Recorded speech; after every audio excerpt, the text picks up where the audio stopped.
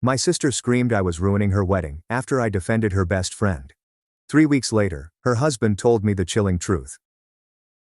I'm Rachel, 27 female, and I need to know if I was wrong for what I said to my sister Lauren, 31 female, at her wedding. This whole situation has torn our family apart, and I'm not sure if I made things worse. Lauren and her best friend Sophie, 32 female, have been inseparable since they were 7 years old. They met in 2nd grade when Chloe moved to our neighborhood, and Lauren was the first kid to talk to her. From that day forward, they were attached at the hip. They had sleepovers every weekend, shared clothes, went to the same college, and even got their first jobs at the same restaurant chain. Everyone in our family considered Chloe like a third daughter. She came to every family vacation, every birthday party, and every holiday gathering. Growing up, Lauren and Chloe made this pact that they would be each other's maid of honor when they got married. They talked about it constantly throughout high school and college. They even picked out each other's bridesmaid dresses when they were teenagers, saving magazine clippings in a scrapbook they called their wedding Bible. Our mom used to joke that she was planning 2 weddings because Chloe was over so much, helping Lauren dream about her future ceremony.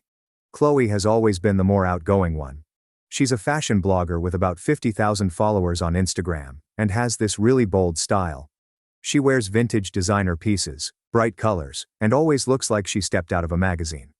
Lauren, on the other hand, is more conservative with her clothing choices.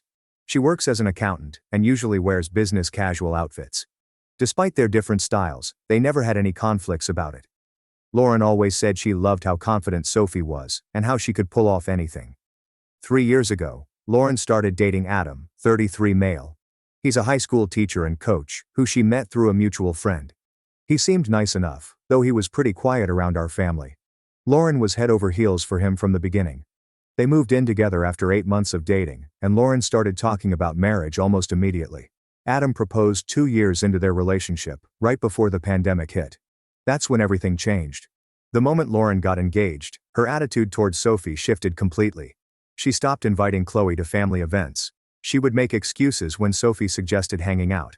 She started declining invitations to parties where Sophie would be present. At first, our mom and I thought maybe Lauren was just stressed about wedding planning and needed some space.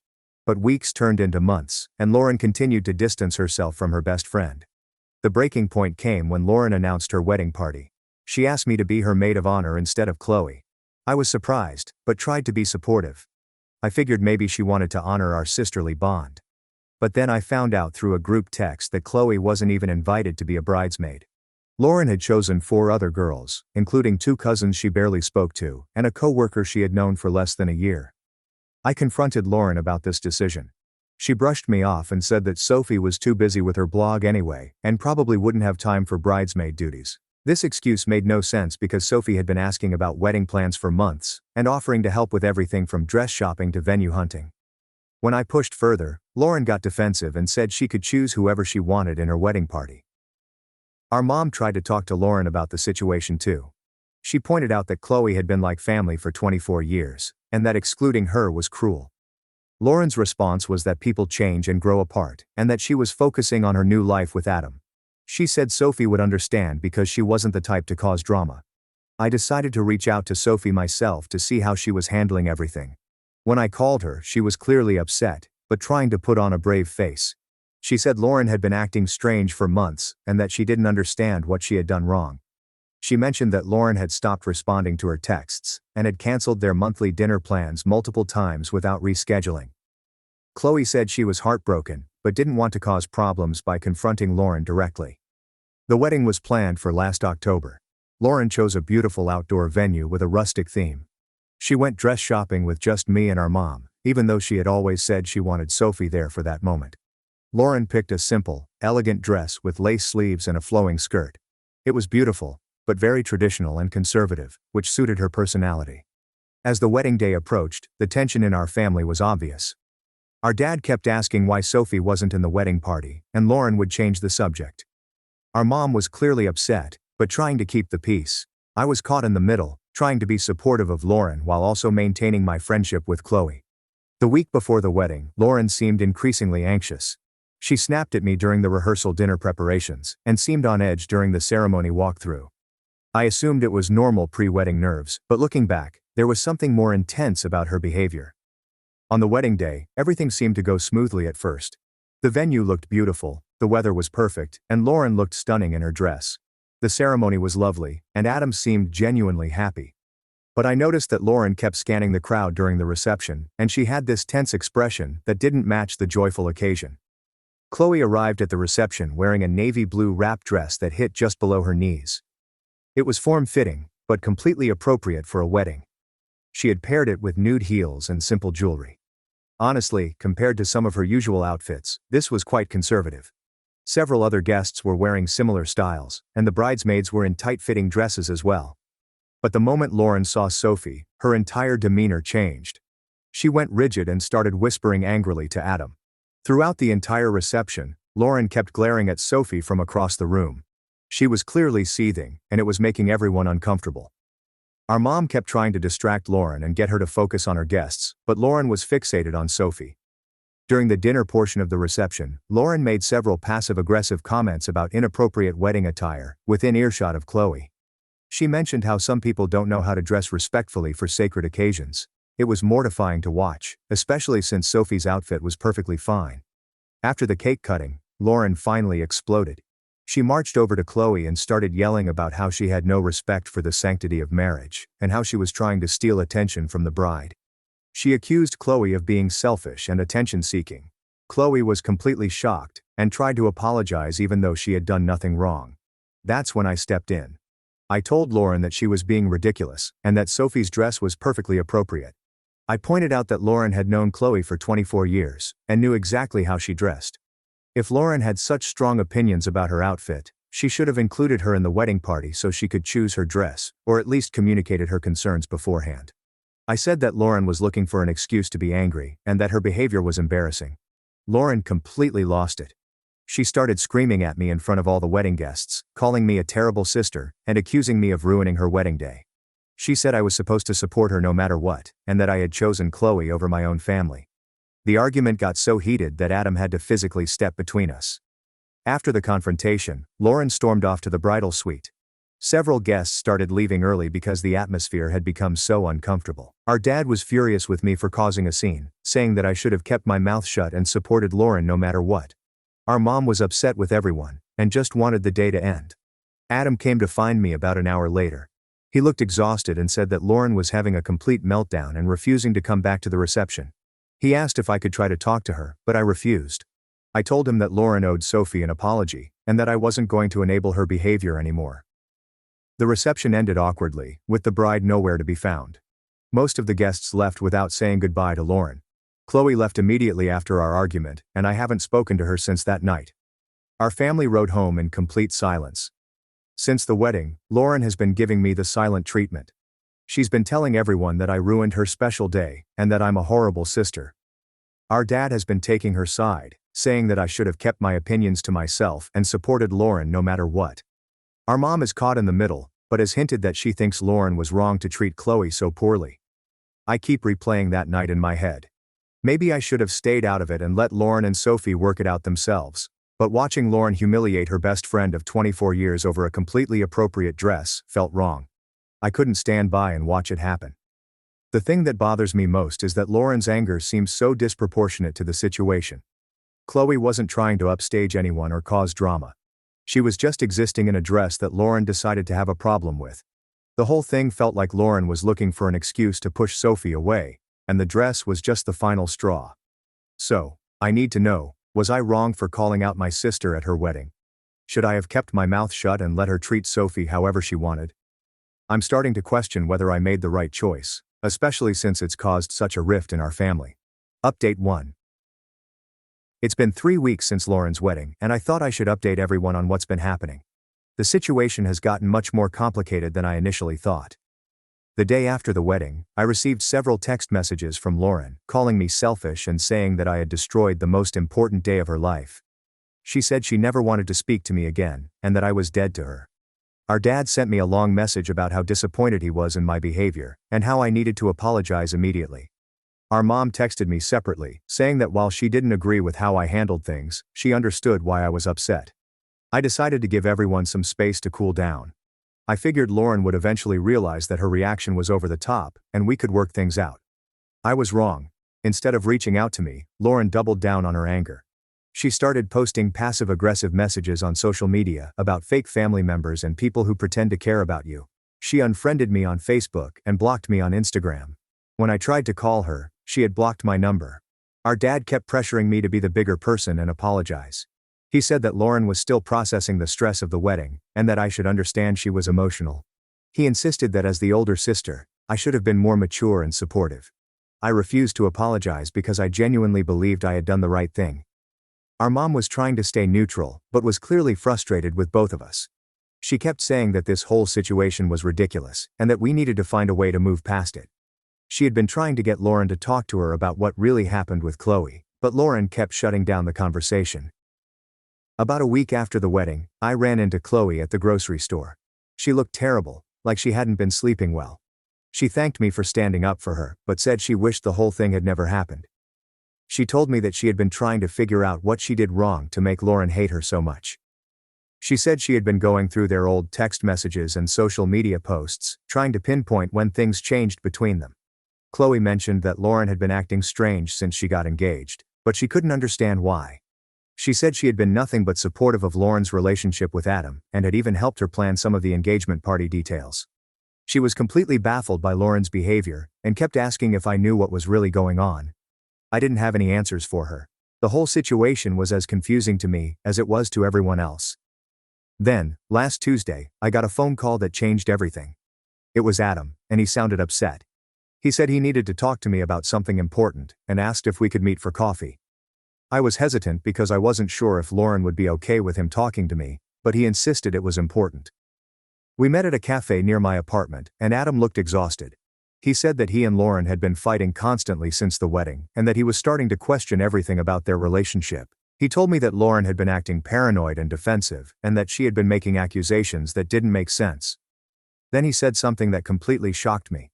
He told me that Lauren had been lying to him about Chloe for months. According to Adam, Lauren had told him that Chloe had been inappropriate with him at their engagement party, and had been trying to seduce him ever since. She claimed that Chloe had been sending him flirty messages, and showing up at places where she knew he would be. Adam said he was confused because none of this had actually happened. He barely knew Chloe, and had only met her a handful of times. He had never received any inappropriate messages from her, and she had never acted flirty or inappropriate around him. He said he had tried to tell Lauren that her accusations were false, but she insisted that he was being naive, and that Chloe was manipulating him. This explains so much about Lauren's behavior. She had been systematically pushing Chloe away because she believed her best friend was trying to steal her fiancé. But the problem was that these incidents had never actually happened. Lauren had either misinterpreted innocent interactions, or had completely fabricated them in her mind. Adam said that the dress incident at the wedding was just the final excuse Lauren needed to cut Chloe out of her life permanently. She had been building up to this confrontation for months, and she saw Sophie's outfit as proof that she was trying to get attention from men, specifically Adam. But there was more. Adam told me that he had been doing some investigating on his own after the wedding. He had gone through his phone records and social media accounts to see if there was any evidence of inappropriate contact from Chloe. He found nothing. He had also asked his friends who were at the engagement party if they had noticed anything inappropriate between him and Chloe. They all said no. Adam said that when he presented this evidence to Lauren, she had a complete meltdown. She accused him of taking Sophie's side, and said that everyone was against her. She claimed that Chloe had somehow deleted the evidence of her inappropriate behavior and had convinced everyone to lie for her. The final straw for Adam came when Lauren demanded that he cut contact with several of his friends who had defended Chloe. She said that anyone who didn't believe her version of events was obviously under Sophie's spell and couldn't be trusted. Adam realized that Lauren was asking him to isolate himself from his support system based on accusations that had no basis in reality. Adam said he had been trying to get Lauren to see reason, but she was completely convinced that Sophie was out to destroy their marriage. She had started monitoring his phone and social media accounts, looking for evidence of contact with Chloe. She had also been interrogating him about his whereabouts, and demanding to know who he had been talking to. The situation had gotten so bad that Adam said he was considering marriage counseling, but Lauren refused to go. She said that the problem wasn't with their marriage, but with everyone else who was trying to sabotage them. She believed that I had been recruited by Sophie to help break up her marriage, which was why I had defended her at the wedding. Adam apologized for not speaking up sooner. He said he had been trying to be supportive of Lauren, and had hoped that she would eventually realize her mistakes. But after 3 weeks of constant fighting and paranoid accusations, he was starting to wonder if he had married someone he didn't really know. He asked me what I thought he should do. I told him that I couldn't give him marriage advice, but that I was concerned about Lauren's mental state. The person he was describing didn't sound like the sister I had grown up with. The Lauren I knew was sometimes stubborn and jealous, but she wasn't paranoid or delusional. Adam said he was going to try one more time to get Lauren to see reason. He was planning to sit down with her and go through all of her accusations point by point, showing her the evidence that contradicted her claims. If she still refused to acknowledge reality, he said he would have to consider whether their marriage could survive this level of distrust and delusion. I asked Adam if he wanted me to talk to Lauren, but he said it would probably make things worse. Lauren was convinced that I was part of some conspiracy against her, and my involvement would only reinforce her paranoid beliefs. After Adam left, I sat in my car for a long time, trying to process everything he had told me. I realized that I had been completely wrong about the situation. I had thought Lauren was being petty and jealous, but the reality was much more serious. She had been living in a fantasy world where her best friend was trying to destroy her life, and she had been making decisions based on events that had never actually happened. I called our mom and told her about my conversation with Adam. She was shocked, but said it explained a lot about Lauren's behavior over the past few months. She said she had noticed that Lauren had been making strange comments about Sophie, and had seemed increasingly paranoid about her relationship with Adam. Our mom said she was going to try to talk to Lauren about getting professional help, but she wasn't optimistic. Lauren had been refusing to acknowledge that there was any problem with her behavior, and she was unlikely to admit that she needed help. I haven't heard from Lauren since Adam and I talked. I'm not sure if she knows about our conversation, but I suspect she does. The whole situation has left me questioning everything I thought I knew about my sister, and wondering if there were signs I missed along the way. Update 2. It's been 2 months since my last update, and the situation has completely exploded. I honestly don't know where to begin because so much has happened. After Adam and I talked, he went home and tried to have a calm conversation with Lauren about her accusations against Chloe. He said he approached it carefully, trying not to make her feel attacked or defensive. He asked her to walk him through each incident she claimed had happened, thinking that if they discussed it rationally, she might realize her mistakes. Instead, Lauren doubled down on everything. She insisted that Sophie had been flirting with Adam at their engagement party by complimenting his tie and asking about his job. She said that Sophie had been driving by their house frequently, which Adam knew was impossible since Chloe lived across town and had no reason to be in their neighborhood. She claimed that Sophie had been liking Adam's social media posts in a suggestive way, but when Adam showed her the actual posts, there were no likes from Chloe at all. Adam said that Lauren had an explanation for everything. When he showed her proof that contradicted her claims, she said that Sophie had deleted the evidence or that Adam was being manipulated. She accused him of being too trusting and said that he didn't understand how devious women could be. She insisted that she was protecting their marriage from a threat that he was too naive to see. The conversation escalated into a huge fight. Lauren accused Adam of choosing Sophie over his wife, and said that his refusal to believe her was proof that Sophie's seduction was working. She demanded that he admit she was right, and promised to cut all contact with anyone who defended Chloe, including me. Adam said he couldn't promise that because he knew Lauren's accusations were false. He told her that he was worried about her and suggested that they talk to a counselor together. Lauren took this as another betrayal, and said that Adam was trying to gaslight her into thinking she was crazy. The fight went on for hours. Lauren eventually stormed out of the house and went to stay with her parents. She told them that Adam was being manipulated by Chloe, and that their marriage was falling apart because of outside interference. She painted herself as the victim of a conspiracy, and said that no one was supporting her. Our dad immediately took Lauren's side, and called Adam to yell at him about how he was treating his daughter. Our mom was more skeptical, but tried to stay neutral. She called me to ask what I knew about the situation, and I told her about my conversation with Adam. Our mom decided to do her own investigation. She called Sophie and asked her directly about Lauren's accusations. Chloe was horrified and completely denied everything. She said she had barely interacted with Adam and had never been anything but friendly and appropriate. She was devastated to learn that Lauren had been accusing her of trying to steal her husband. Our mom also talked to several people who had been at the engagement party. They all confirmed that Sophie had behaved normally and appropriately. No one had witnessed any flirting or inappropriate behavior. In fact, most people said that Sophie had spent most of the party talking to Lauren and helping with hosting duties. Armed with this information, our mom confronted Lauren. She told her that she had talked to multiple witnesses and that none of them supported Lauren's version of events. She said that Lauren needed to admit she had made mistakes and apologize to both Adam and Chloe. Lauren's response was to accuse our mom of being manipulated too. She said that Chloe had obviously gotten to everyone and turned them against her. She claimed that our mom had never supported her, and had always loved Chloe more than her own daughter. She said that our entire family was part of the conspiracy to destroy her marriage. This is when our mom finally lost patience. She told Lauren that she was acting delusional, and that she needed professional help. She said that Lauren's behavior was destroying her relationships, and that she was going to lose her husband if she didn't get help.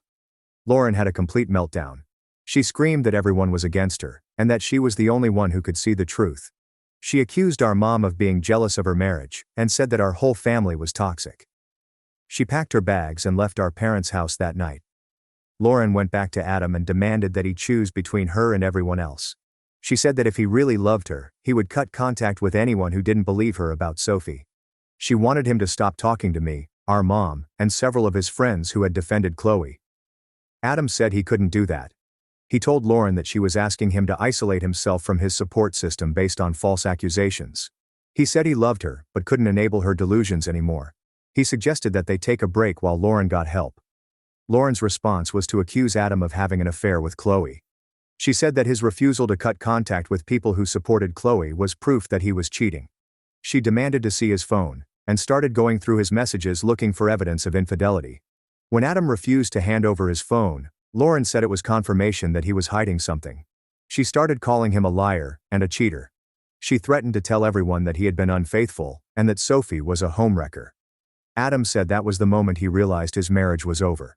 He told Lauren that he couldn't live with someone who didn't trust him, and who was willing to make false accusations against innocent people. He said he was done trying to reason with her, and that he wanted a separation. Lauren completely lost it. She started throwing things and screaming that Adam was abandoning her for Sophie. She said that she would never give him a divorce, and that she would make sure everyone knew what kind of man he really was. She threatened to destroy his reputation and his career. Adam packed a bag and left that night. He's been staying with a friend and has barely spoken to Lauren since. He said he feels like he married a stranger, and that he doesn't know who Lauren really is anymore. Since then, Lauren has been on a campaign to destroy everyone who she thinks betrayed her. She's been posting on social media about how her family and friends abandoned her in her time of need. She's been sending nasty messages to Chloe, blaming her for the destruction of her marriage. She's been telling anyone who will listen that Adam is a cheater, and that Chloe is a homewrecker. She's also been trying to get me and our mom to take her side. She keeps calling and texting, demanding that we support her and cut contact with Adam and Chloe. When we refuse, she accuses us of being terrible family members who care more about outsiders than our own blood. Our dad is the only one who still believes Lauren's version of events. He's been trying to convince Adam to come back and work things out. He says that Lauren is just scared, and that she'll calm down once she feels secure in her marriage again. He doesn't understand that Lauren's behavior is what's destroying her marriage, not some imaginary threat from Chloe. Last week Adam called me to say that he had filed for divorce. He said he couldn't live with someone who was willing to destroy innocent people to protect her delusions. He said he had tried everything to save their marriage, but Lauren refused to get help or admit that she was wrong. Lauren found out about the divorce papers when Adam's lawyer contacted her. She called me in hysterics, saying that Adam was abandoning her, and that it was all Sophie's fault. She begged me to talk to Adam and convince him to change his mind. I told Lauren that Adam was making the right decision. I said that her behavior had been unacceptable, and that she had destroyed her own marriage with her paranoia and false accusations. I told her that she needed to take responsibility for her actions and get help. Lauren's response was to cut contact with me completely. She said that I was a terrible sister who had chosen strangers over family. She said that she never wanted to see me again, and that I was dead to her. Our mom has been trying to get Lauren to see reason, but Lauren won't listen. She's convinced that everyone is against her, and that she's the victim of a massive conspiracy. She's been living alone in the house that she and Adam bought together, and she's been spiraling further into paranoia and delusion. I talked to Chloe last week. She's been devastated by this whole situation. She said she never imagined that her best friend of 25 years would turn against her so completely. She's been considering moving to another city because she's tired of dealing with Lauren's harassment and false accusations. The worst part is that Lauren doesn't seem to understand that her behavior is what caused all of this. She genuinely believes that she's the victim, and that everyone else is wrong. She's destroyed her marriage, her relationship with her family, and her friendship with Chloe, all because she couldn't accept that her accusations were false. I don't know what's going to happen next, Adam is moving forward with the divorce, and Lauren is threatening to fight it. Our family is completely fractured, and I don't see how we can ever go back to the way things were. Lauren has shown a side of herself that I never knew existed, and I'm not sure I can forgive her for what she's done to the people who loved her. Update 3. It's been 6 months since Adam filed for divorce, and I'm writing this final update because the situation has reached its conclusion. Lauren's behavior has gotten progressively worse, and she's now facing the consequences of her actions. After Lauren cut contact with me, she spent several months trying to rally support for her version of events. She created a detailed social media campaign about how her family had betrayed her and how Chloe had destroyed her marriage. She posted long rants about loyalty and betrayal, sharing screenshots of text conversations taken out of context to make it look like we were all conspiring against her. She also started contacting Adam's friends and co-workers, trying to convince them that he was having an affair with Chloe. She would show up at his workplace and cause scenes, accusing him of being a cheater and a liar. She started following him around town, claiming she was gathering evidence of his infidelity. Adam had to get a restraining order against Lauren after she broke into his apartment and went through his personal belongings. She claimed she was looking for proof of his affair, but of course there was no evidence to find because nothing had happened between him and Chloe. The restraining order was the wake-up call that our dad needed. He finally realized that Lauren's behavior was completely unacceptable, and that she wasn't the victim she claimed to be. He stopped supporting her financially and emotionally, which sent Lauren into an even deeper spiral. Lauren's harassment of Chloe also escalated. She started driving by Sophie's apartment at all hours, leaving nasty notes on her car, and sending threatening messages. She created fake social media accounts to harass Sophie online, and started spreading rumors about her in their professional circles. Chloe eventually had to get her own restraining order, and seriously considered moving to another state. The turning point came when Lauren showed up at Sophie's workplace and caused a huge scene. She accused Sophie of being a homewrecker in front of Sophie's boss and co-workers, screaming that she had destroyed her marriage. Security had to escort Lauren out of the building, and Sophie's employer was so concerned that they offered to help her with legal fees. That incident was the final straw for our mom. She had been trying to maintain some relationship with Lauren, hoping that she would eventually come to her senses. But watching Lauren destroy innocent people's lives while refusing to take any responsibility for her actions was too much. Our mom called Lauren and told her that she was cutting off all contact until Lauren got professional help. She said that Lauren's behavior was unacceptable, and that she wouldn't enable it anymore. She told Lauren that she had lost her husband, her family, and her friends because of her own choices, and that she needed to take responsibility for her actions. Lauren's response was to accuse our mom of abandoning her and choosing Chloe over her own daughter. She said that our mom had never loved her and had always been jealous of her success. She claimed that our mom was part of the conspiracy against her and that she never wanted to see her again. Around this time, the divorce proceedings were heating up. Lauren was fighting the divorce and trying to get alimony and half of Adam's assets. She was also trying to use her false accusations against Sophie as grounds for claiming that Adam had been unfaithful. Her lawyer eventually dropped her case because she couldn't provide any evidence for her claims, and because her behavior was making it impossible to represent her effectively. Lauren had to represent herself in the divorce proceedings, which went about as well as you'd expect. She used the court as a platform to air her grievances against Adam and Chloe, making wild accusations that she couldn't prove. The judge was clearly frustrated with her behavior and warned her multiple times about making false statements. The final divorce hearing was a disaster. Lauren had prepared a presentation about how Adam and Chloe had conspired to destroy her marriage, complete with printed social media posts and text messages that she claimed were evidence of their affair. When the judge asked her to explain how these posts proved infidelity, Lauren couldn't provide a coherent answer.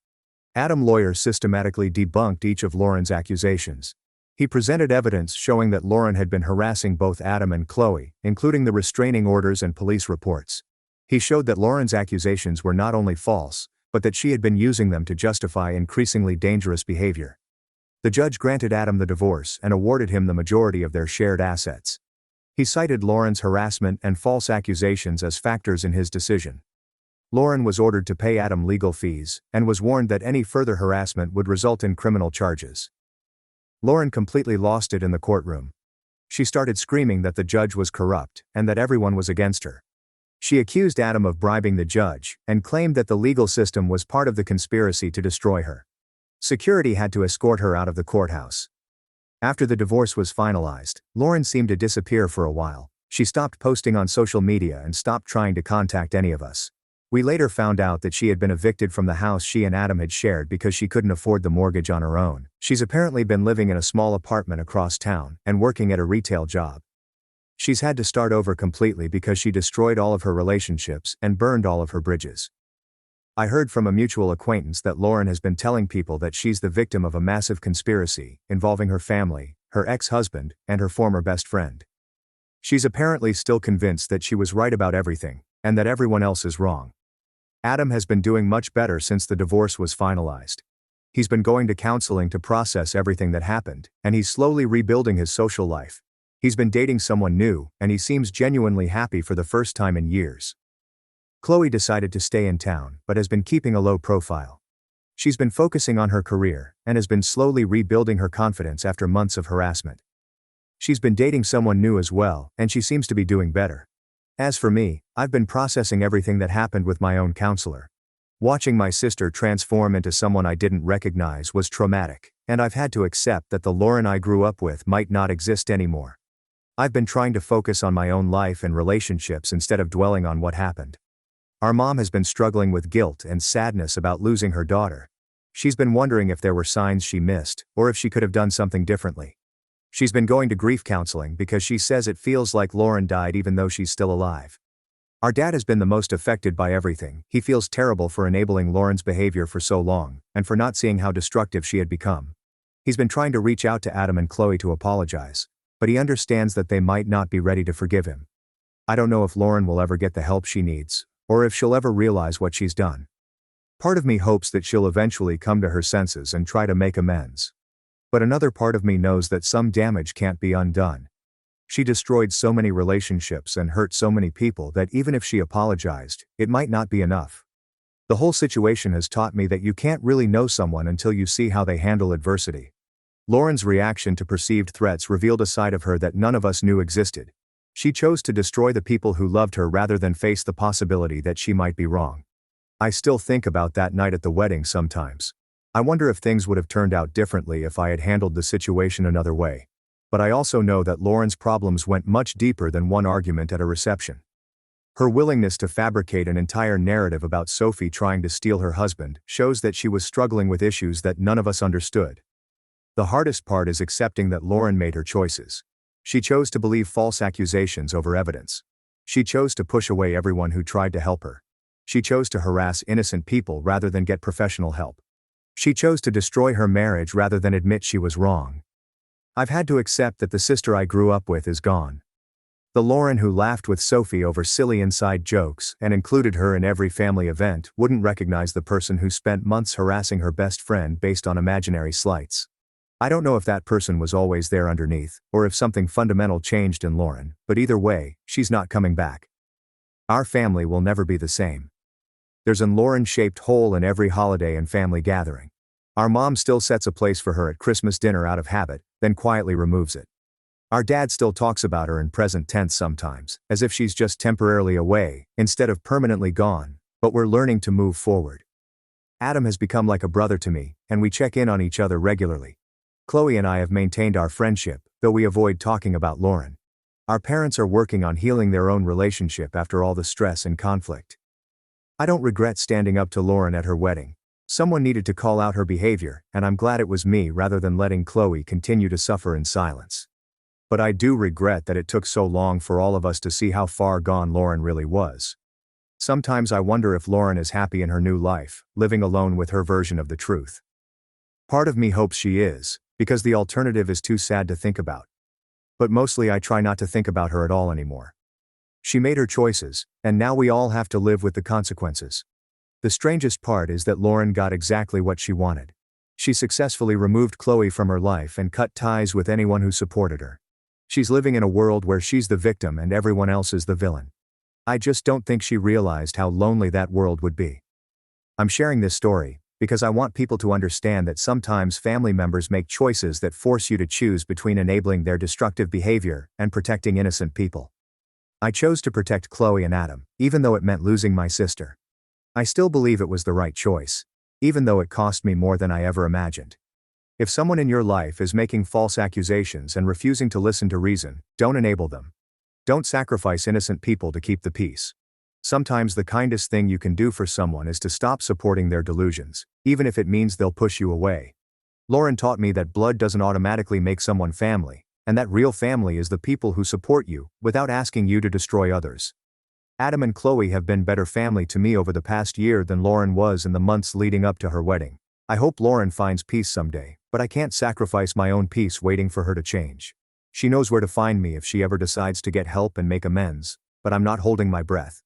Some bridges, once burned, can never be rebuilt. My parents gave my room to my brother's pregnant girlfriend and shoved me into the garage. After 3 years of paying for everything, I walked away. I'm 26, work in construction management, and I was today's age when I realized what family meant. I've been carrying these folks for 3 years straight. Mortgage, utilities, groceries, and repairs are all on me. Dad has been on disability since his back went out at the warehouse. Mom cannot leave the house without experiencing anxiety. My brother earned a PhD in job hopping and unemployment benefits. Growing up, I was always the trustworthy and responsible one. While my brother was off getting high behind the Dairy Queen, I was working summers on Dad's roofing crew. I learned early on that work meant money, and money meant freedom. I attended community college for construction management while living at home. We saved every dime, had a standard plan. Graduate, find a nice job, move out, and start my life. Then life occurred. Dad's injury happened just as I was ready to sign a lease on my own place. Had the deposit saved. The first month's rent is ready and the boxes are packed. A single phone call altered everything. Dad is crying on the phone. They cried because they were about to lose their home. Mom was having severe panic episodes and was unable to function. My brother is nowhere to be found, probably passed out on a friend's couch. So I unpacked those things, used my apartment money to pay their mortgage, and told myself it was only temporary, until Dad got back on his feet, Mom stabilized, and my brother grew the hell up. 3 years later, we're still waiting. Anyway, the other night, I was eating dodgy Chinese takeout when my mother called. She only calls after someone has died or when she needs something. Nobody had died. Your brother is coming home with his girlfriend. She said she was pregnant. I'm stirring my lo mein and waiting for the catch. They will need the bedroom. You can have the garage for a time. Not asking but telling. The garage where regular people keep lawnmowers and Christmas decorations. Concrete flooring, one electrical outlet, and whatever weather decides to blow through the cracks. How long? I asked. Isn't it just temporary? Everything has been temporary for 3 years. Except for the bills I've been paying every month. Dad's disability checks, Mom's incapacity to work, and my brother's breaks between being fired from dead-end jobs have all been temporary. I answered, all right, and hung up because what else could I say? Start a disagreement and argue with Mom about fairness. That isn't how our family operates. My brother has always been the golden child.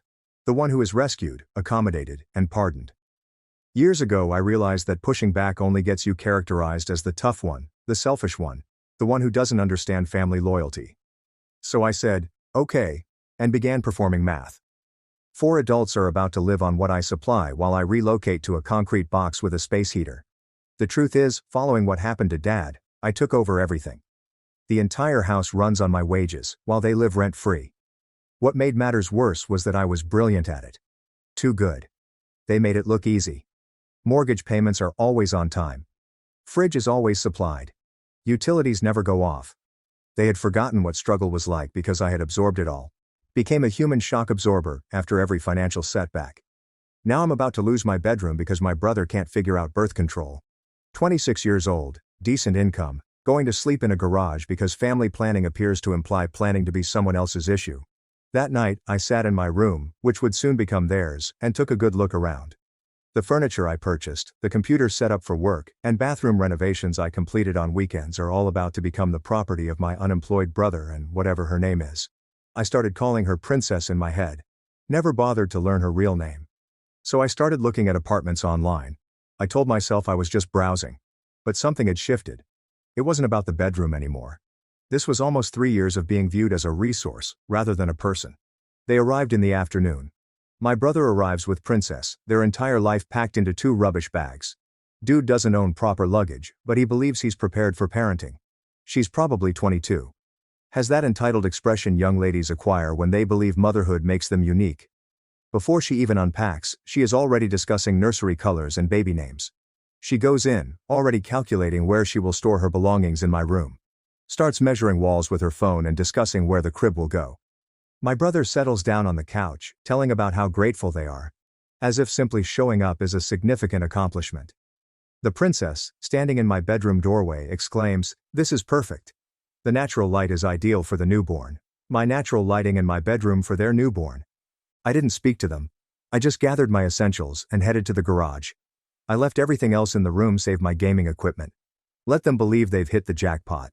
They'd soon find out how much stuff costs when it can't be maintained. The garage was precisely what you would expect. Concrete floor, no insulation, and a single outlet that very likely violates building rules. An ancient couch that most likely hosts its own ecosystem. Because the window does not close, whatever weather decides to visit also becomes my weather. Set up my sleeping bag on the infected couch. I plugged in the space heater that seemed like it was about to die and sat there in the dark, listening to them upstairs moving my belongings, getting comfy in my place, and watching Netflix. He could hear his girlfriend squealing over the walk-in closet. I created a walk-in closet last year, which expanded what was formerly a conventional closet. I spent 3 weekends building it out, hanging drywall, and adding shelving for myself. Now it serves as storage for Walmart maternity outfits. That's when it struck me. This was not a momentary situation for them. They'd found their new mark. Their next way to evade real life. And I had been enabling it for 3 years. Hell no. That night, I began making concrete plans, looking at flats and calculating how much it would cost to get myself out. They were unaware of certain bank accounts. Automatic payment. I could stop utilities under my name and have them disappear. Week 1 was subtle. They were still on a high from their new arrangement. I didn't detect the changes. I stopped being helpful. When you've been everyone's go-to problem solver for 3 years, that's very radical. Monday morning, Princess approaches me as she heads to work. The coffee machine is not operating properly. I stare at her, then at the coffee maker, back at her, say nothing, and walk away. All I could think of was who informed her I was the one who fixed things in this house before approaching me like that. I used to be. I'd spend 10 minutes identifying the problem, cleaning the mineral deposits, and teaching how to care for it. But not anymore. She can figure out why the water tastes like instant coffee and drink it. Not my problem. Tuesday, Mom complains that the kitchen faucet is dripping. I'm reading the news on my phone at the table. She repeats it louder, believing I didn't hear. I did. I don't care anymore. That faucet has been dripping for 2 weeks. It used to drive me insane, so I fixed it right away. Install new washers and tighten the packing nut. Done in 5 minutes. I don't mind if it drips until the basement floods. That day, I spent my lunch break searching for flats online. Everything excellent was well out of my price range when I was supporting 4 people. Studio flats were renting for what I thought was a decent price back when I only had to worry about myself. It made me understand how deep in the hole I was. I returned home and discovered my brother's automobile, held together by rust and prayer, starting to produce grinding noises in the driveway. He stands there, hood up, staring at the engine, waiting for divine intervention. Do you have any idea what the sound is? Expensive, I said. He laughs, expecting for me to come diagnose and repair it for free. That is how it has always worked. His automobile breaks down. He'd invite me to spend my Saturday under the hood with my tools, resolving his issues. Now he doesn't even need to call. I'm right here. I move past him into the garage, leaving him standing there and waiting. Friday was the crown treasure. The washing machine died in the middle of its cycle. I just quit. Water sat there and clothing floated. Princess tries again, finds me in the garage doing push-ups because what else can you do in a concrete box? The washer is broken. Yes, it is full of water and clothing. That sounds right. Can you? Nope. She stares at me, waiting for the traditional script in which I get up, get tools, and spend my Friday night repairing their problems. Probably a faulty pump or a clogged drain line. The part costs $40 and requires 2 hours of work. That guy has died. I killed him personally. What should we do? She asked. I knew my mother had told her to ask me. Adult things. Figure it out, I said. They ended up calling a repairman, who charged them $200 to install the same item that I would have installed for free. The princess complained about the expense while sitting in my room chair wearing my old bedroom slippers. Week 2, the house begins to show signs of serious neglect. It's amazing how quickly things fall apart once you stop maintaining them. The leaky faucet turns into a stream. The toilet runs continuously. That water bill is going to be enjoyable. The space heater in the garage goes completely, leaving me with only my sleeping bag and whatever warmth anger gives. My brother observed the shift. He tried to bond over coffee one night. His treat, which he describes as a cappuccino, compensates for snatching my bedroom. We settle on the back porch, and he tries to strike up a discussion about work, sports, or anything else normal. "What's been going on with you lately?" he asked. "No deal. You appear different." "I am precisely the same. Just not your maintenance man." "Come on, guy, we are family." "Family? That's what people say when they want anything for free," I replied bluntly, knowing full well that he won't be offended since he's not self-aware or gets quiet while processing it. "I know you've been helping us." "Helping out?" I laugh. "That is what you call it. Helping out, like periodically chipping in $20 for pizza. Do you understand what I mean?" "I understand exactly what you mean. You mean I've been paying for your entire existence while you've done nothing, and that's simply helping out." We drink quietly till he gives up and goes back inside. Return to my room. Returning to his pregnant lover and his rent-free lifestyle. Week 3 is when things become interesting. The water heater begins producing horror movie sounds. Mom cornered me in the kitchen on Saturday morning. The hot water is not working. I pour coffee. Say nothing. "Have you heard me?" She said, "Yep." "Are you going to look into it?" "Nope." "Why not?" "Because I'm not a superhero. I am a tenant. A garage tenant." She seemed to be hurt as she discussed how we are all struggling here. "You are struggling. I'm now living in a garage. Sediment has probably accumulated in the water heater. Flushing is required, as is possibly a replacement heating element. A $100 job if you know what you're doing. But I'm done knowing what I'm doing to solve other people's problems." Dad takes the manly approach that night. "Catch me on my way back from the gym." Yes, I joined the gym. I needed a place to shower with true hot water. "We need to talk, son." "Okay, you are evolving. I know it's stressful, but your brother requires assistance. We are family. I've been helping for 3 years. Mortgage, utilities, groceries, repairs. Everything." "This is different," he explained. "You're correct. This is my stop. You cannot just stop. Pay attention to me." I walked away. He wanted to protest. But what would he say? That I am obligated to support their life while sleeping in a garage. That it is acceptable for one person to carry 4 adults indefinitely. He knows he has nothing. The house felt strange. There is tension everywhere except in the garage. My concrete palace is quiet. Cold as hell but calm. At the very least, no one asks me anything out here. Nobody expects miracles. No one interprets my quiet as cooperation to resolve their latest dilemma. Upstairs they are realizing what they have lost. Things are breaking without their free maintenance person. Bills are coming due without an automatic payment mechanism. 4 adults attempting to survive on 2 disability checks and any extra coin my brother earns between jobs. I knew they were spinning because I overheard my mother and brother talking in the kitchen. Their voices carry down here since this room is insulated like a cardboard box. My brother says he's been acting strangely recently. There is a real attitude problem. "I've noticed," Mom says. "Since we asked him to take over the garage temporarily, you'd think we were asking him to sleep outside, right? It's not like we're kicking him out.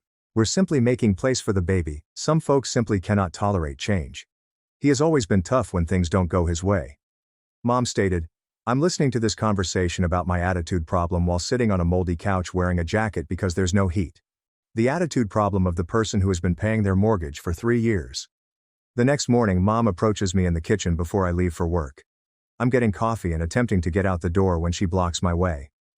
"We should chat about your attitude lately." "My attitude? What?" "Mom. Am I a teen? You should be grateful we allowed you to stay at all."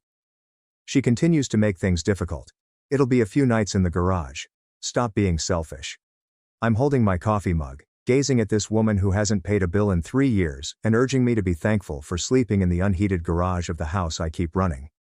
The golden child inherits my room, and I should be thankful for concrete and mold. "You are correct," I say. "I should feel grateful." After they realized there was no other option but to deal with it, I noticed them rationing items. Cheaper toilet paper, generic food, and lights that switch off when people leave the room. During that period I relocated my tools to a storage unit across town, began buying groceries only for myself and storing them in a cooler in the garage, and set up mail forwarding to a P.O. box. Utility disconnections are slated for the end of the month. And finally signed a lease on a nice 1-bedroom apartment across town, 2nd floor, proper heating, my own bathroom, and a balcony overlooking the park. It's crazy how desirable basic dignity appears after sleeping in a garage. The apartment hunt was quite relaxing. Every place I looked at, I considered how much it would cost to keep just for myself. Utilities for one person, groceries for one person, and cable fees split equally. The mathematics was amazing. What I'd been spending on 4 people would provide me with enough money to live comfortably alone. The house was progressively disintegrating. The water heater died totally. No hot water for anyone. Toilets are still running, squandering hundreds of gallons every day. Kitchen faucets began flooding the basement every several days. Surprisingly, my brother got a job at a grocery shop, but he only lasted 11 days before being dismissed for phoning in sick 3 times. Princesses were becoming bigger, more demanding, and more expensive. I began to get cravings that required quick treatment and my gas money. We need pickles and ice cream. She had announced it at 9 p.m. I told her, sounds like your problem, but I'm pregnant, not my child. He's your nephew, and you're being extremely unsupportive. I'm being very honest. She'd storm off to get my brother, who'd figure out how to get to the store without a functional vehicle. Usually meant begging for rides from neighbors or walking 3 miles. I also saw they were eating a lot of ramen noodles. Everything is a discount brand. The princess is moaning about being unable to purchase prenatal vitamins. My brother is trying to fix his car using YouTube videos and prayer. Mom and dad were learning how much it costs to manage a family. After 3 years of me handling everything, they had forgotten basic math. Mortgage payment, $1,400. Another 300 people lack access to basic services. They cannot afford groceries for 4 adults. Forget it. And I was having a good time. Not gonna lie. I couldn't keep that smirk off my face. Then Dad sought to hold a finance discussion one evening. We called it a family talk about shared duties. Set up at the kitchen table with a notepad and calculator. We need to discuss expenses. He started, we do. I suggested that everyone give something. I've been contributing for 3 years. But with the baby on the way. Not my baby. I said that for the millionth time. That is not the point. Then what's the point? He scrambled with his notepad, searching for words that would make this my problem again. We are family. We should aid one another. I did assist. I paid for everything, while you lived for free. Now I'm finished. You cannot just forsake us. I am not abandoning anyone. I'm sleeping in the garage. You are the one who abandoned me first. The princess perked up from the couch. We have never asked you to pay for everything. I turned to face her. Really look at her. You never asked because you didn't have to. It's just happened. And once it began, you ensured that it continued. That is not fair, she said. Fair. You are sitting in my chair in my room, wearing my bathrobe, whining about bills and a house that I pay for. Let's talk about fairness. Mom began crying. I'm not sure why exactly. The princess huffed up the stairs. My brother merely sat there, perhaps calculating how many packs of cigarettes he could buy if he avoided the payments. That's when Dad took out a piece of paper. I've been running numbers. If everyone contributes equally. Dad, stop, I replied. Please hear me out. If we divided everything 4 ways, I said, stop. It would only cost about $600 each. He continued. I was finished with that. I cut him off. Dad, look around. Look at this house. Look at your unemployed son and his pregnant girlfriend. Look at your wife, who is unable to work. Take a look at yourself on disability. Where is 600 times 4 meant to come from? And let me tell you, the silence was lovely. Pure mathematics cuts through 3 years of delusions. After that life-changing meeting, I began moving things out one by one, nothing evident, nothing they'd notice. Important documents, essential tools, and anything else I needed. They abandoned the furniture, the television, and anything else on which they had grown dependent. I started working overtime to save every dime. Not because I needed it. Supporting one person is easy after supporting 4. But I wanted options.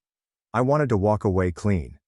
I wanted to be able to disappear totally if necessary. I had planned to leave permanently that morning. I dropped by early to get the last of my belongings. That's when I witnessed something that changed everything. A college student, maybe 20, was standing on the driveway with my brother. They were headed to the garage. My brother was gesticulating as if he were showing off premium real estate. I parked down the street and watched.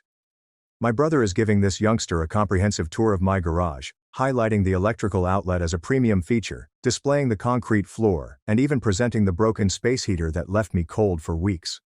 Rustic living spaces. I heard him say, ideal for the student budget.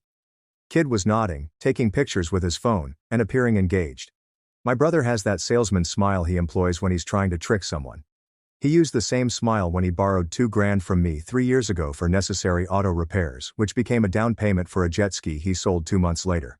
The child inquired about parking, access to the house, and whether utilities were included. My brother responds as if he owns the place, discussing joint kitchen privileges and laundry access, and making commitments with resources that are not his. I walked over casually. "What's going on here?" The child seems confused. My brother appeared to have been caught red-handed. He claimed he was just showing him the space. "What amount of space?" "The garage is for rent." I looked at him like, what the actual hell? This absolute piece was attempting to rent out my garage, the concrete box he'd sentenced me to, the area I'd been sleeping in while paying for his existence. "How much are you asking?"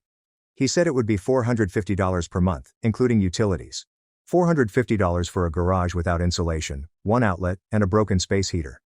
The same garage that wasn't adequate for him and his pregnant girlfriend is now considered premium enough to charge rent. The kid was pulling out his phone, most likely to make a Venmo deposit. My brother was mentally counting money, deciding which video games he'd buy with his new paycheck. I clearly could not let this happen. I stood between them. "Walk away, kid." "This isn't legal," I explained. "What do you mean?" "He does not own this property, cannot rent what is not his." "But he said dash. He says several things. None of these are true. Do you want to live in a garage? Find one that is available for rent." The boy looked between us, understood he had entered into family turmoil, and bolted. Smart youngster. My brother began babbling about the need for income for the infant under temporary conditions. "You threw me out of my bedroom and put me in a garage," I said. "Now you're trying to rent that garage for a profit." "It isn't like that." "So what is it like?" "You are leaving regardless." "How did you know that?" He shut up, realizing he had spoken too much. Someone had gone through my belongings and found things missing. Instead of asking me about it like a normal person, he chose to capitalize on it. I attempted to calm myself down before smashing his face. "You went through my belongings. Mom discovered several items were missing, therefore you decided to rent out my current living area." He scoffed. "This isn't your space. Every month I pay the mortgage on this house, 3 years. That does not mean—" "It means everything." The beautiful part was his logic. The garage wasn't suitable for him and Princess, but it could be rented out to a college student for a profit. They required my bedroom for comfort, but my misery presented a financial opportunity. I left him standing and went inside. I found my parents in the kitchen, having coffee I'd paid for in a house I'd kept running, talking about their day as if everything was normal. "So, your son wants to rent out the garage?" I casually dropped it. Apparently, they had no idea what their golden baby was doing. Mom seemed puzzled. "Who is it rented to?" "Random college student. $450 a month for the space he put me in." Dad's face changed. He asked, "What?" I told him. The same concrete box that wasn't good enough for his pregnant girlfriend is suddenly premium real estate when there's money involved. The truth struck them hard. They'd been so intent on helping my brother with his pregnancy that they'd forgotten who kept the house running. Now, their unemployed kid was attempting to profit from space that belonged to the person who paid for everything. Dad's eyes widened as he considered what losing me would mean. No mortgage payments, no utilities, and no safety net. They had no savings, nowhere to go, and no backup plan. "That's—" Dad started, and then stopped. "There's no good way to complete that phrase." "Entrepreneurial," I suggested. "Creative issue solution and inventive revenue generation. That idiot is trying to illegally rent out your property," he added, his words strangled. "If you contact the cops or a lawyer—" He didn't finish the statement, but I could see him losing control. After 3 years of letting me transport them, his unemployed son was deliberately committing fraud, which may land them all in legal problems while also destroying the one person keeping them off the streets. "Where is he?" Dad asked. "Driveway. Probably posted the listing online already." Mom shook her head. "He would not." "He would. He did. He is." Dad stood up, and for the first time in months I saw genuine rage on his face. Not at me, the circumstances, or my brother, but at himself for allowing things to get this far. "This is your house. You pay for it. We have been dash dash dash." He trailed off, trying for words that didn't seem too parasitic. "Taking advantage. The phrase you're looking for is taking advantage," I explained. Mom began crying again. However, these were not manipulative tears. These were tears of awareness. The kind that occurs when you see yourself clearly and dislike the view. We never intended for things to turn out this way. Nobody intended for it to come to this, yet here we are. We assumed it was temporary. We figured we'd get back on our feet. When? It's been 3 years. When precisely were you going to get back on your feet? There was no plan, so they all shut up. There had never been a plan. They simply found a solution that worked for them and determined it was permanent. Dad went for the door. I will tackle this. No, I stopped him. I will manage it. I handle everything else around here. I came back outside to see my brother still in the driveway, now on his phone. Probably researching tenant rights or something, trying to figure out how to make this work. Perhaps he might contact other college students and start a bidding war for my concrete palace. Get off the property, I said. What? He got taken off guard. Get off my property now. You cannot just... I can. I do. I am. Dad and Mom had followed me outside. The princess arrived in the doorway, lured by the ruckus. The entire family gathered for the last show. This is absurd, my brother exclaimed, looking to my parents for support. Are you serious about kicking me out over this? I am not kicking you out yet. But you're not going to rent my garage to anyone. This is not your garage. Everything here is mine. The house, the garage, the food in the fridge, and the electricity you need to charge your phone. All mine, paid for by me, and your visitors. The princess decided to join in from the doorway. We have rights. You have nothing. No lease, rental agreement, or rights. You are here because I allowed it. You cannot evict a pregnant woman. Her voice crackled. I am not evicting anyone. I am prohibiting your partner from illegally subletting space that he does not own. Dad eventually spoke up. She's correct about the ownership. This is his house. My brother seemed betrayed. Are you on his side? He shouted at my father. There are no sides, there are just facts. He pays for everything. We don't contribute anything. Now you're attempting to profit from his generosity. It isn't like that. Then describe it. Explain how renting out my sleeping place for profit while I pay for your life is not the same thing. My brother began stammering about duty, contributing to household expenses, and attempting to help. All he saw was an opportunity to profit from my pain and seized it. Here's what actually happened, I explained. You learned that I was going. Instead of asking why or attempting to resolve the situation, you chose to monetize my replacement. Rent out your garage to someone else. Keep the money. Continue living for free. That is not... I cut him off. That's right. You plan to collect rent from a college student while not paying anything to actual expenses. The garage generates revenue, but the mortgage is still paid by magic. Silence. Even the princess had nothing to say. I watched them all stand there, despairing. No management skills, no brain cells. I suggested 3 possibilities. Are you ready? Everyone nodded. Option 1. Do you want to stay? Fine. Market rate, rent, utilities, and groceries are all split equally. Each month. We cannot afford. Option 2. 60 days to locate alternative arrangements. I'll even cover the cost of moving. It'll be a clean break, with no hard feelings. 60 days is not enough. The girlfriend attempted to argue. I shut her off. Option 3. I depart tonight. Stop paying your mortgage. Stop paying the utilities. You figure it out. The house will fall into foreclosure in 3 months. You'll all be on the street by Christmas. The math was sinking in. 4-way split on a $1,400 mortgage, including utilities and food. They'd require around $600 each month. Adults who work can make it happen. Impossible given their current circumstances. Could we think about it? Mom asked. You can think for 60 seconds. I have someplace to be. Dad stared at Mom. Mom gazed at my brother. My brother stared at the princess. Princess peered at her phone, possibly calculating the cost of apartments in their pricing range. Mom eventually mentioned the 60-day period. We'll take the 60 days. Good decision, I remarked. My brother was not done. Still maintained the entrepreneurial spirit. We are family. Family? You put your pregnant girlfriend into my bedroom, locked me in a garage, and then attempted to rent the garage for profit. That is not family. He literally said, that is a slumlord. And I am not joking. I tried to help with bills by pocketing rent money. How does that serve anyone other than you? The princess pulled his arm from the doorway. Let's simply go. But I wasn't done. 3 years of swallowed words were approaching.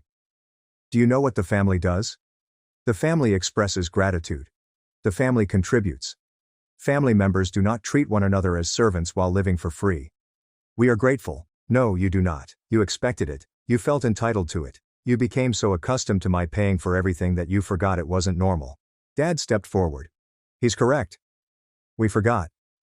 I forgot. 3 years of having you hold us as we.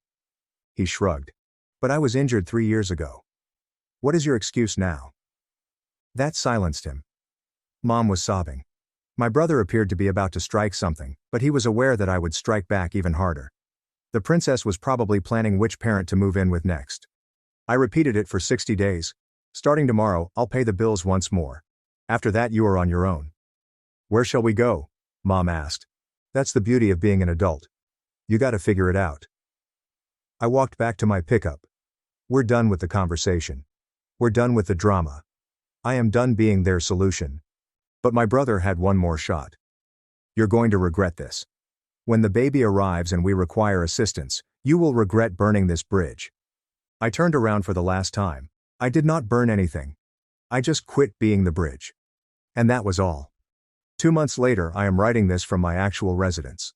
The second floor flat has genuine heat. I have my own bathroom, bedroom with a lockable door, balcony overlooking the park where I have coffee every morning without being asked to repair anything. The pleasure of minimal solitude feels different after sleeping in a garage.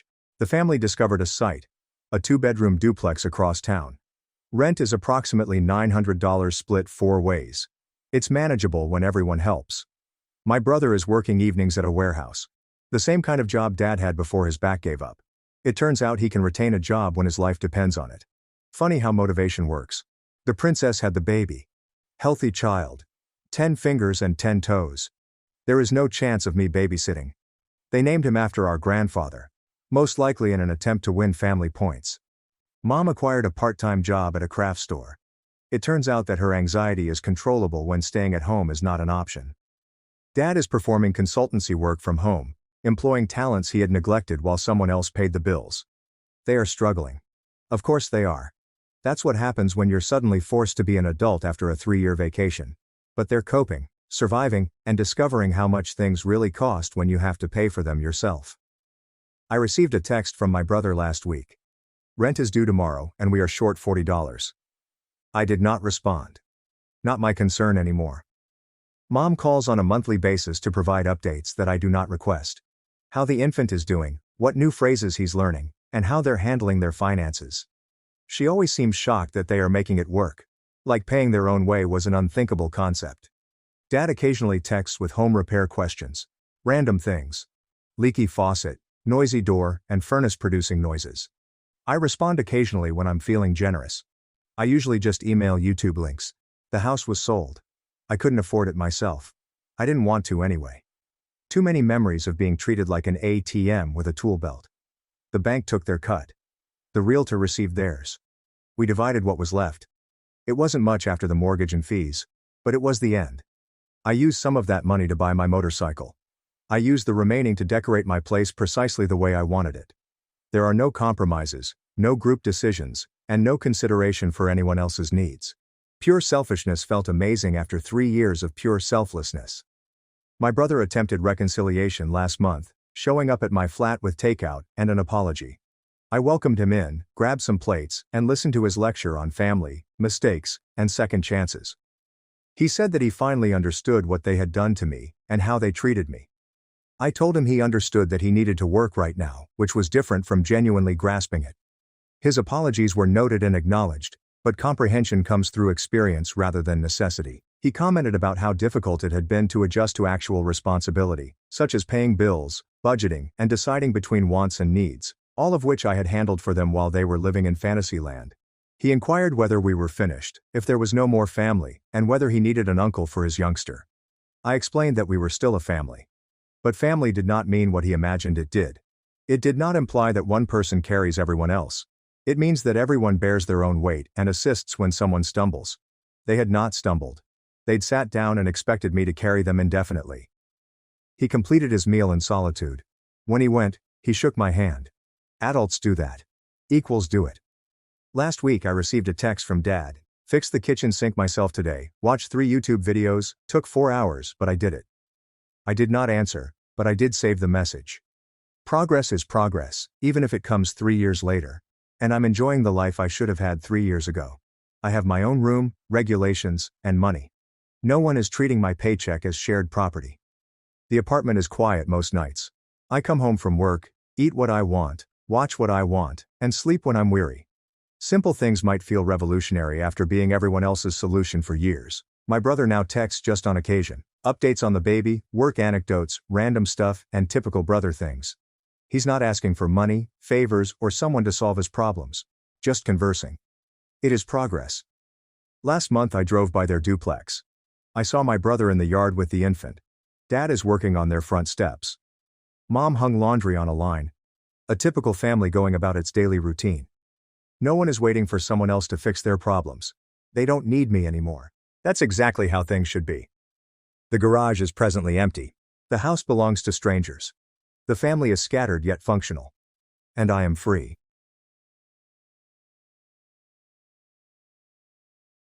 My parents stole $8,000 of my college fund to film my brother's music video. Then blamed me when he robbed the restaurant I used to work at. I worked 50 hours a week to escape my family. Now they lost the house and showed up at my job begging for help after framing me in court. I, a 20-year-old boy, had a partial scholarship to ECPI rather than a full ride. This meant no free lunch. I had to cover everything: accommodation, food, petrol, and books. So I did what I needed to do. I got a job at this bustling restaurant on the outskirts of town, started bussing tables, and worked my way up to line cook. The hours sucked, but they were consistent. Nights, weekends, and double shifts. I did not complain. I basically heaped cash as if my life depended on it, which it kind of did. But this is where I messed up. I did not have a bank account. Long tail. But I never got around to it. And I didn't want to put cash under my mattress like a cartoon character. So my father says, "Why don't you put it in my account? It's safer there. I'll keep it for you until you need it." I should have noticed the red flag flashing right there. But I was stupid, or perhaps simply hopeful. I figured if I couldn't trust my own father, who could I trust? So I transferred all of my savings into his account. Every tip, paycheck, and dime I could find went in. I rarely bought myself anything. No new clothes, no vacations, no technology, no unnecessary expenditures, just food, work, and sleep. My buddies were out doing typical 20-year-old things, while I was buried in grease and stress, saving every dime for college. The scholarship came through, albeit only partially, as I previously stated. That was my shot. I had enough money saved to cover rent, books, a beat-up automobile to travel to university, and a little emergency fund. I wasn't going to get rich, but I was going to make it work. Then boom. My foolish younger brother abruptly decides he wants to be a singer. Not like talent or anything, just vibes and delusion. This is the same kid who blasts trash autotune at 2 a.m., never knocks, smashes my stuff, mocks everything I care about, and yet is protected as if he's the victim. Don't be so hard on him. He's just finding his passion, they tell me. Yes, his enthusiasm is ruining my life. Allow me to explain something. This youngster possesses no talent. I am not being bitter. I'm being honest. He couldn't hold a note in a bucket if it were superglued to his hand. But he had it in his head that he was going to win a singing contest downtown, like one of those imitation idol performances put on by local venues to sell tickets and beer. The only catch was that the contest required a music video to participate. Cameras, rented studios, and the whole fake it until you make it attitude. Guess who paid for it? Yes, it's me. But I didn't realize that until after it was finished. My brother strolled into my room one night, as if he was going to reveal some shocking information, and said, "Hey, by the way, we used some of your savings. I needed to film my video." He didn't even appear apologetic. I did not even try to sugarcoat it. He stated it proudly, as if he had just won the jackpot and wanted to tell me. I looked at him like, "You're joking." He just grinned and walked away. So that was it. As if this were just another Tuesday. I approached my parents immediately afterward. I went downstairs and saw them watching television as if nothing had occurred. I said, "What the hell? You took my college savings and gave it to him?" My mother halted the show and stared at me, calm and wise. "We only took half," she explained. "He needed help. You still have time to save up more." As if that were acceptable. Like losing half of 2 years' worth of savings was a tiny inconvenience. I felt selfish for getting angry. My dad remarked, "You can still work part-time, can't you? Your brother's pursuing his dream." I responded, "My dream was to go to ECPI." He responded, You're being dramatic. You're not homeless. You have a roof. You'll figure it out. I've never wanted to flip a table more in my life. They acted as if I were the villain. They told me I needed to mature. Not be so sensitive. And that money isn't everything. My mother even added, "Don't act like a girl," as if being furious about your own stolen money was feminine today. So I stopped speaking. I stepped out of the room and let it burn inside me. That music video was terrible. It's embarrassing even. My brother wore a dazzling gold jacket and stood on a beach, singing off-key to some royalty-free beat as if he were creating the next great anthem. My folks thought it was brilliant. They shared it with our relatives. My uncle texted me, "So proud of your brother's ambition." It made me want to throw away my phone. It received 37 views. Half of them were undoubtedly from my aunt. After that I knew I needed to take action. I sought assistance from my grandfather, the only member of the family who retained common sense. He helped me open a bank account in my own name. Showed me how to set up an automatic deposit. I quietly began rerouting every paycheck into that account. I did not tell my parents. Didn't say anything. I just smiled and nodded when they asked if I was still saving. I even informed my father that my new manager was changing the payment schedule to quarterly to keep him off my back. But I still had some money in his account. I figured I'd wait until tuition day and then pull it. A big mistake. It had been a few quiet months since the "let's rob our son to fund an American Idol Junior" stunt. I didn't say anything else about it. What was there to say? They made it plain where I stood in this household, directly under their feet. I continued working, saving in my new account, and playing the long game. I still had plans for ECPI. My start date was quickly approaching. Even though I had lost half of my cash, I wasn't giving up. I believed the worst-case scenario was that I would live in a shoebox with 3 other guys and eat off-brand cereal. I would make it. Then came the next hit. It wasn't a surprise, it was a slow-moving calamity that everyone expected, except the 2 people who caused it. My brother's girlfriend became pregnant. Normally you'd anticipate some sort of alarm or serious conversation. Nah. Instead, my mother treated it as if it were a wedding announcement. She even exclaimed, "Beautiful blessing." I almost choked on my porridge. Let's call her Lucy. She was loud, often whining about everything, and once took a phone charger from my room during her first visit, claiming it had gotten mixed up in her suitcase. Mixed up. She felt I was dumb. And to be honest, she wasn't entirely incorrect, at least not regarding my parents. So now Lucy is pregnant, and the family is acting as if my brother is ready to give birth to a future president. My father pulls me aside one morning, attempting to convey the serious parent's face. Says we're starting a new chapter as a family and need to work together to help your brother adjust to fatherhood. I sensed something was off. My father does not speak in Hallmark card language unless he is preparing for something unsavory. So I checked the bank. Gone. Everything I had left in his account, approximately $3,700, was gone. I stared at the number for an entire minute. Perhaps there was a glitch. Perhaps I typed something incorrectly. Then I walked downstairs and asked him straight out, "Where is the balance of the money?" He had the nerve to appear perplexed. "What money?" "My savings. The money you mentioned was safe." "Oh, that." He said it as if I were inquiring about a misplaced sock. "We had to use it to help your brother. Lucy's family isn't stepping up and they need supplies, a crib, diapers, essentials." I responded, "Why is that my problem?" He just shrugged. "It's not about blame, it's about responsibility." I laughed. I genuinely laughed out loud because, at that point, what else could you possibly do? You work in a grease pit, eat instant noodles, skip birthdays, stack bills with discipline like you're preparing for war, and your father spends the money on baby bottles for a child you didn't have with a girl you despise. I went to my mother. The same story. She tried the guilt way. "You don't understand what it's like to be a parent. You'll get it one day. Family helps family." I questioned her. "Who helped me?" She didn't respond, but looked at me as if I was the villain again.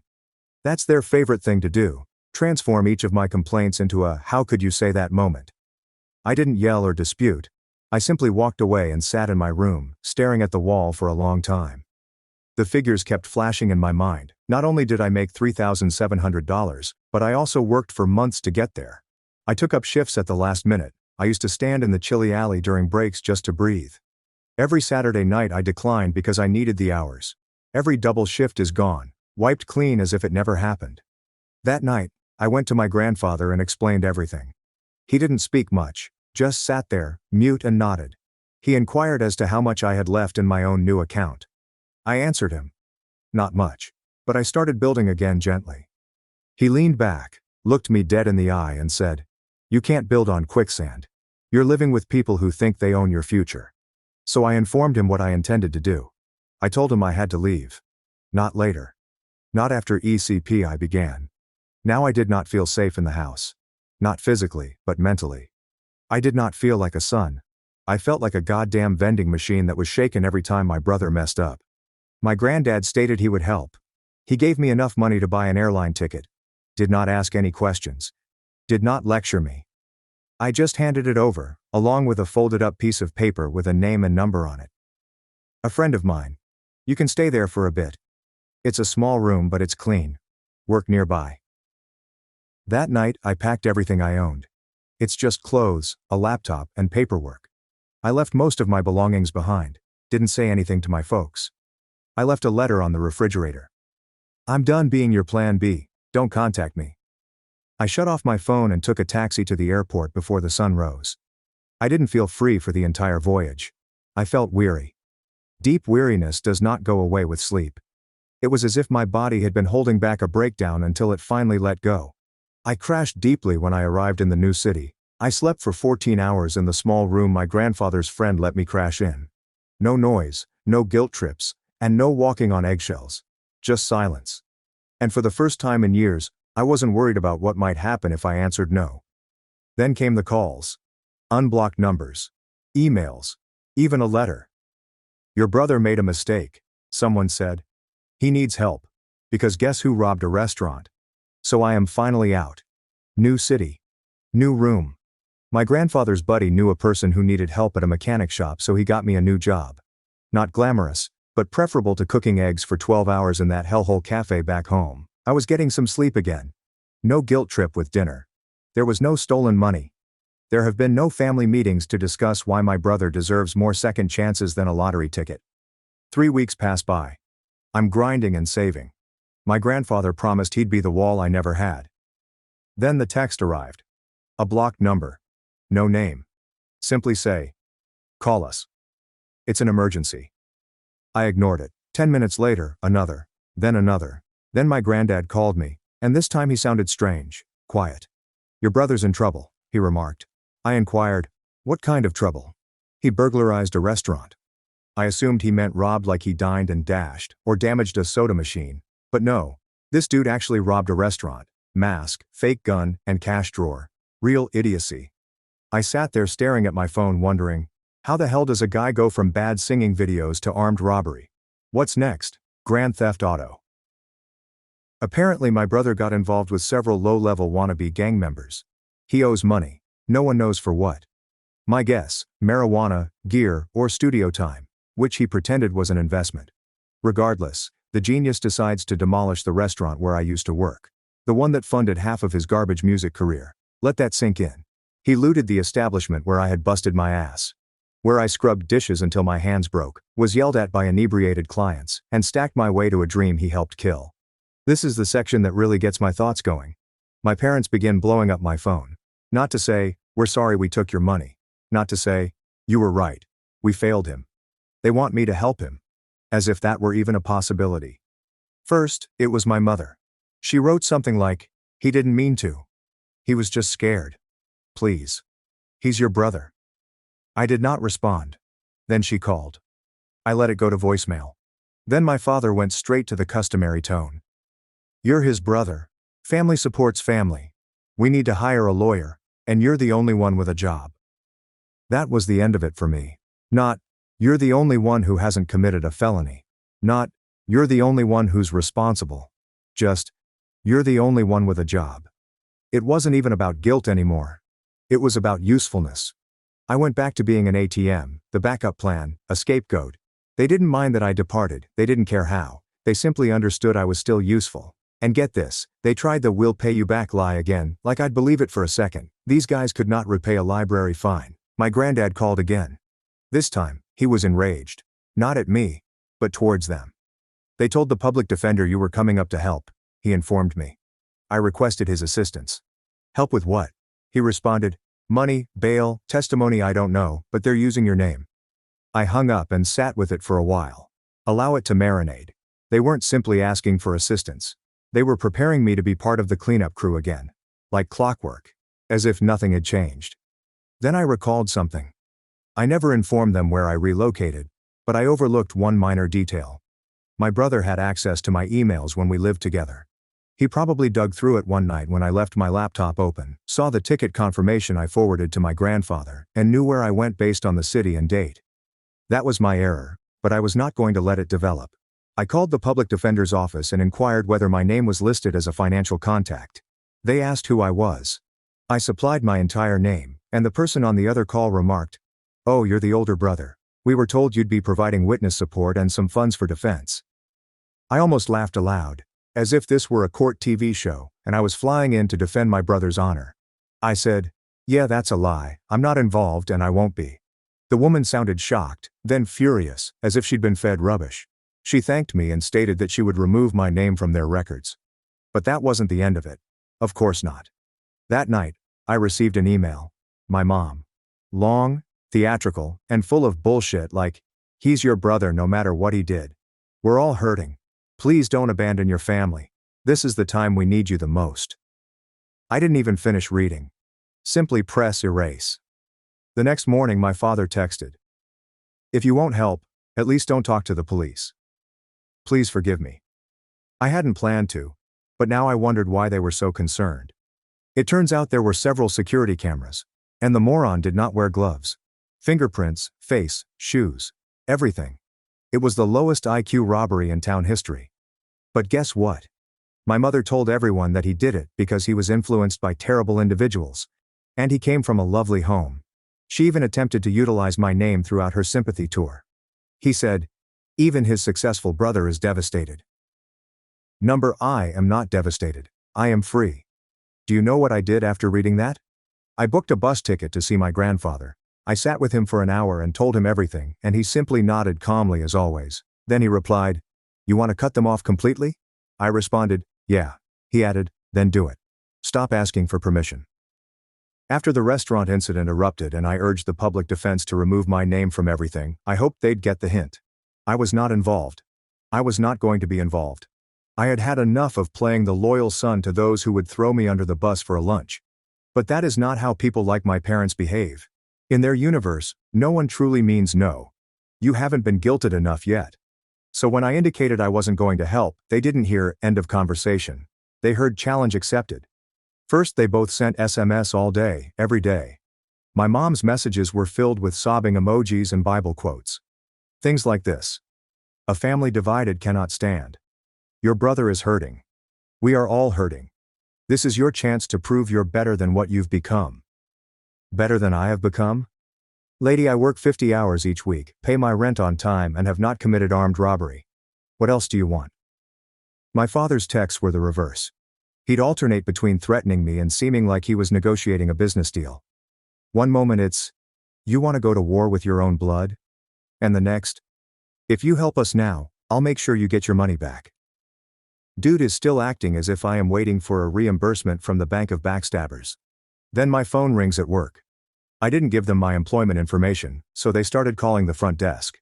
I suppose they used my name to look up the company online and then started cold calling.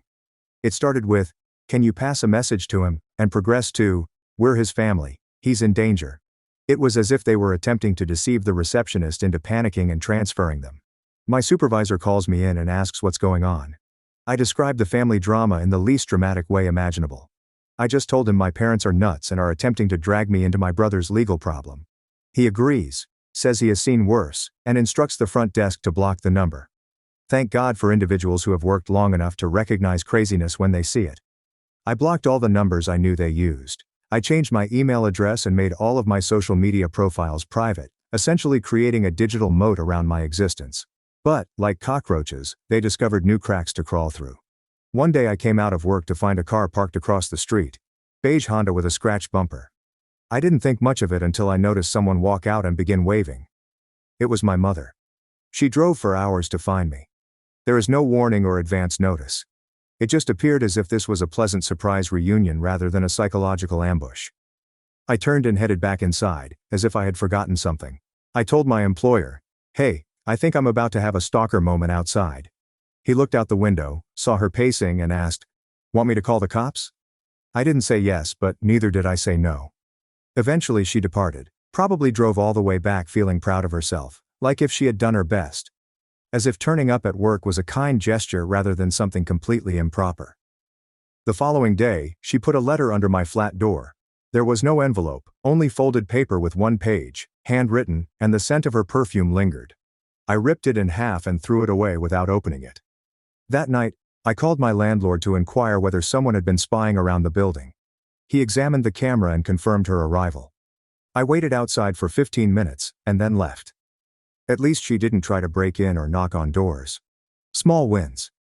I texted my grandfather and explained everything. He responded with 5 words. "Cut the line, change the numbers." He was correct. So I went to my phone provider, changed carriers, got a new number, locked my plan with a PIN code, set up a new email, and updated everything. That was the final break, and for a long time it was quiet. No texts, no voicemails, and no letters. Just silence. It felt strange at first. I'd been living in upheaval for so long that tranquility didn't seem genuine. I felt like I was waiting for the other shoe to drop, despite the fact that both shoes had already stomped on me years before. Then came the twist I should have anticipated.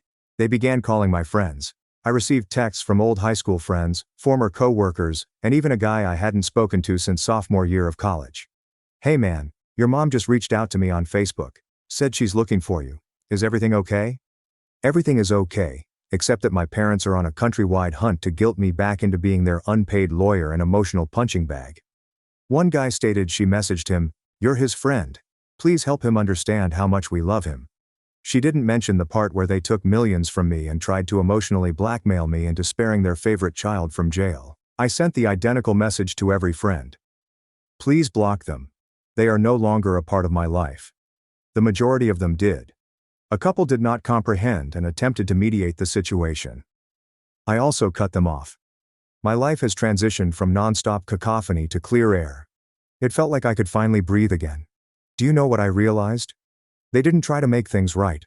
They simply wanted the same tool they had always had. Me. The repairer. The quiet one. The fallback plan.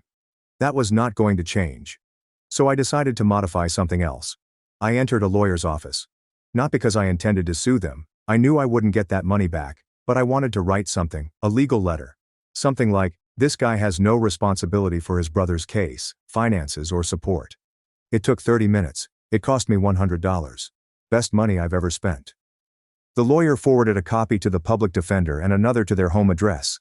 Certified mail. They could not pretend they did not understand. That night, I slept like a baby. No texts. There are no threats. There are no letters under my door. And if they come back, I'm prepared. So, after I filed the court notice claiming I had nothing to do with my brother's case or their circus of a family situation, I assumed I was done for good. I hoped they'd finally get the hint. Nah. These people never stop. They simply get louder. I received a voicemail from a number I did not know. Female voice, calm but official. She claims to be with the local district attorney's office and would like to meet with me about a current case involving a former acquaintance. I already knew it was my brother. I called her back. She was nice, professional, and straightforward. I said I wasn't in trouble. They only sought confirmation because my name kept appearing in statements. Let me reiterate that my name kept coming up. I hadn't been associated with these folks, but I was still drawn into it. I inquired as to what types of statements. She went on. "Your brother has implied you were aware of the circumstances leading up to the incident and may have assisted financially." I laughed. I couldn't help it. I actually laughed on the phone. She did not laugh back. That's when I realized this wasn't just a small-town slap-on-the-wrist situation. My brother did not simply stroll in and terrify the cashier. He attempted to get into the back office for the safe using an airsoft gun that had been painted black. The DA was not playing. They charged him with attempted armed robbery and possessing a weapon with the intent to intimidate. The real kicker was trying to bring me into it as if we were a team. I assured Mom I had all of the receipts, bank statements, job records, and emails proving I hadn't sent a single money to anyone since leaving home. She requested me to forward them. I did. She thanked me and promised to let me know if they needed a sworn statement. I hung up, stared at the wall for a long, and concluded that they had attempted to blame me for some of this. I was upset, but not surprised. I received a subpoena in the mail. Thank God. I'm not a suspect, but rather a witness. They asked me to testify about the family circumstances, my brother's actions, and my financial isolation from them. In plain English, they wanted me to publicly state under oath, these people are nuts, and I'm not one of them. Fine with me. The court date comes around. I show up with a dress shirt and jeans because I do not wear suits. The courthouse smells like old paper and worries me. My brother is already there, sitting with his public defender like a bored middle schooler in detention. Hair is longer, and the face is puffier, most likely due to eating cheap ramen and being locked up in county jail. He took one look at me. No grin, no nod, only dead eyes. My parents are sitting behind him, suited for a funeral. My mother is dressed in all black, rubbing her eyes every 5 seconds as if she were auditioning for a soap opera I'd never seen. My father is wearing his old church blazer, arms crossed, jaw clenched. I sat across the aisle alone. We didn't bring anyone. I didn't need anybody. DA goes first. They lay everything out. Security footage, statements, the airsoft gun, and eyewitness accounts. Then they start discussing motivation. And that's where things become wild. Because it appears that my brother's new defense strategy was one of desperation. His family has abandoned him. His brother stole their shared savings and vanished, leaving him poor and cornered. Shared savings. Let that sink in. He told the court we had a shared savings account and I escaped with the money, that I betrayed him. That's why he had no choice but to rob a location. As if we were a financial Bonnie and Clyde. And I fled town with the loot. The district attorney requested that I take the stand. I approached, sat down, and swore in. First, do you and your brother share any financial accounts? Number. Have you ever given him money after he left home? Number. Were you aware of any bills or concerns that may prompt him to rob a restaurant? Number. Even if I had been, I wouldn't have helped. She nodded and asked, why not? I glanced at the magistrate and then my brother responded. Because I worked to save money for school. My family took it to fund his music video. Then when his girlfriend got pregnant, they took the rest. Then they expected me to pay for a lawyer when he committed a felony. I didn't abandon him. I escaped him. The courtroom became dead silent. Even the stenographer glanced up. My mother began whisper crying behind me. I did not glance back. Didn't blink. The DA dealt with me quickly. The defense attorney did not even attempt cross-examination. What might she say? Did you not work 2 jobs and get robbed by your own bloodline? Please explain. I stepped down and returned to the benches. The remainder of the hearing was purely formal. The judge denied bail. Said the child was a flight risk and a threat. The courtroom cleared out slowly. My parents did not try to communicate with me. My mother immediately looked at me as if I had stabbed her in the heart. My father looked away, like if I didn't exist. As I went away, Tristan yelled something. I couldn't quite hear it, but it sounded like, "You think you're better than us?" I didn't respond. Didn't even turn around. Because yes, I do. I expected them to disappear after court. Crawl back into the echo chamber they created for themselves and pretend nothing happened. Perhaps blame the system. Perhaps blame me. Perhaps blame the economy. Anything but the truth. But then, there came a knock at my door. Not a text. Not an email. A knock. I peeked through the peephole and assumed for a moment that it was a joke. There they were. Both of them. My mother wore a worn cardigan and held her purse as if it still contained something. My father is standing stiffly, like a salesperson trying not to look like he's going to beg. I opened the door just enough to speak through it. The chain did not get unlocked. You drove all the way here? I inquired.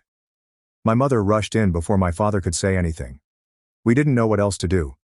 Please, can we come in? Number. She blinked. It's as if the concept of me saying no had never occurred to her. It's as if that was not part of the plan. Please, she asked again. We just need to talk. You can talk from right there. My father stepped forward. We lost the house. I simply stared at him. Did not say anything. He waited for a reaction, but I gave him nothing. He continued going. After the court stuff, the insurance company flagged us. They froze the joint account. Then your mom's credit cards got shut off. The car is not ours anymore. They're auctioning it. Sounds rough, I remarked. Do you need directions to the shelter? That one landed. My mother's face crumbled like cheap paper. How can you say that? We're your parents. You're the people who took my college savings to fund a music video and a baby, then tried to tie me to a felony. Let's not confuse genetics with loyalty. My father did not flinch. He never does. We're not here to fight, he explained. We're here because we need help. I raised an eyebrow. And I'm supposed to care because you're doing well now. You've always been the responsible one, my mother told me. You have a job, an apartment, a future. Yeah, I earned those things. You think I woke up one day and someone handed me a lease? I bled for this. Just a little money. My father responded with a cold tone. Just enough for a motel, a deposit. We'll figure it out from there. I took a step back, as if his speech had a fragrance that I didn't want on me. You mean the way you figured it out when you drained my savings account without telling me? When you let Tristan frame me and told the cops I was part of it? That kind of figuring out? Silence. Where's Tristan? I inquired, intending to twist the knife. In the county, my father murmured. They moved his court date again. He'll probably do time. I shrugged. Not my problem. My mother's eyes welled up. He's still your brother. Not anymore. That's when she dropped the last bomb. We're not asking for free help. We'll sign something. A loan agreement. A contract. A contract signed by two people who cannot legally co-sign a napkin right now. I stared at them. These were the individuals who used to manage my curfew, punish me for missing duties, and expect respect as if it was due. They were begging in front of my apartment like terrible players in a play that had ended 3 seasons ago. I almost pity them. Almost. I closed the door. Did not slam it. Didn't curse. Just slowly and discreetly close it. They did not knock again. They stood outside for a time. I looked through the peephole. My mother sat on the curb. My father made a few calls, most likely hoping to elicit pity from any family members who still answer the phone. Eventually, they left, but it was not the end.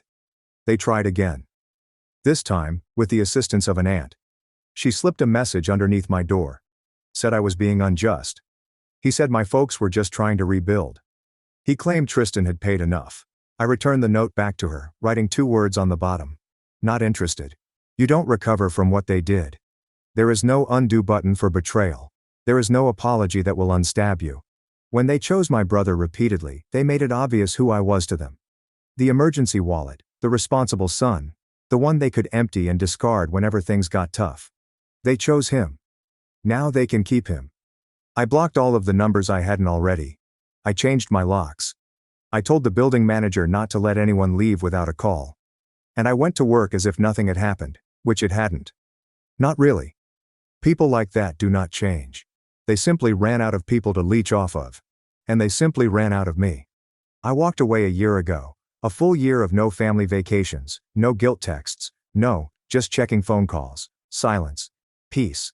The sort you don't realize you need until you've spent the most of your life without it. I kept to myself. I worked, saved. I went back to school part-time. I found a used Camry on Craigslist. I witnessed my credit score transform from a horrible joke to a respectable adult. Life was simple, not easy. But I didn't want it easy. I needed to clean. And I had that till I received a letter in the mail. There's no return address. Just my name scrawled in my mother's handwriting. As if it meant anything anymore. Inside, there's a printed letter with a bunch of copy-pasted legal words that are obviously false. They said they were launching a family grievance against me for financial abandonment. Yeah, that is not a genuine thing. It was 2 paragraphs of drivel that concluded with, "You owe it to your family to step up. This is your final chance before we take any further action." What happens next? How are they going to sue me for emotional coldness? I threw it, didn't bother to react. I just put it in a folder in case I ever needed proof of a restraining order. Then they pulled their last card. They showed up at my employment. This time, it was just my father. My mom must have realized I was done faking. He strolled into the auto shop like a man clinging to pride he couldn't afford. Dress shoes are scuffed. He wore a tucked-in shirt and pants, as if he couldn't decide whether to apologize or go to court. He did not ask for me at the desk. He only stood by the bay entrance, waiting for fate to provide him atonement. One of the guys yelled, "Hey man, your dad's here." I cleaned my hands and strolled over, without saying anything. Just gazed. He started with, "You look good." I said nothing. I just wanted to talk. Still nothing. "You have made your point. You've made it quite plain, but we're still family." I eventually said something. "You lost that word a long time ago." He began to say something else, most likely rehearsed in the car. I cut him off. You came to my job again, after I changed my phone number, after I had blocked you. After you brought my name to court. It wasn't like that. It was just like that. You just didn't expect the consequences. He took a deep breath. I came because we had lost everything. The home is gone, the car, credit shot. Tristan is inside and we don't know when he'll come out. Your mom is not doing well. Not my problem, I said. Simple. Honest. You don't even care how we're doing? I laughed once. Not too loud, just take one sharp breath. You didn't care about how I was doing when you depleted my savings, or when you allow him to lie about me to a judge. He became quiet. He employed the same dumb silence when he couldn't debate but refused to admit he was wrong. You can tell yourself you came to talk, I said. But you came here to beg. You don't care about healing, you just ran out of people to leech off. That ultimately broke him. His posture changed, as if he discarded the charade and revealed himself as he truly was. Exhausted, broke, and besieged. So that's it? He inquired. You're just going to walk away from your own blood? I walked away from parasites. His jaw twitched. You always thought you were better than us. I just stopped pretending I wasn't. He didn't say another thing. I turned around and went away. No yelling or threats, just silence. Perhaps it was the first honest thing he had done in years. My coworkers did not say much. They knew enough by now. I cleaned up, finished my shift and headed home. There's no text. No knock. Nothing. That was the last time I saw him. A distant cousin informed me that my mother attempted to set up a GoFundMe campaign. They said they were victims of family betrayal. Said their lone son had abandoned them during a difficult time. Only son, not any of their sons, only. That was cute. The fundraiser collected $83. I nearly felt horrible. Almost. But here's the thing. They made their choice repeatedly. Every time I wanted help, I received silence. Every time I inquired why he got away with it, they told me to stay quiet. Every single dollar they stole, every lie they tell, they built that existence. I had just exited the building when it collapsed.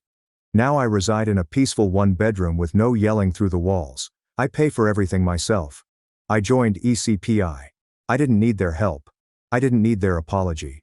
I needed nothing. I am not bitter. Bitterness consumes energy. And they had already taken too much. I'm just finished. People frequently say, but they're your family. Yeah? So what?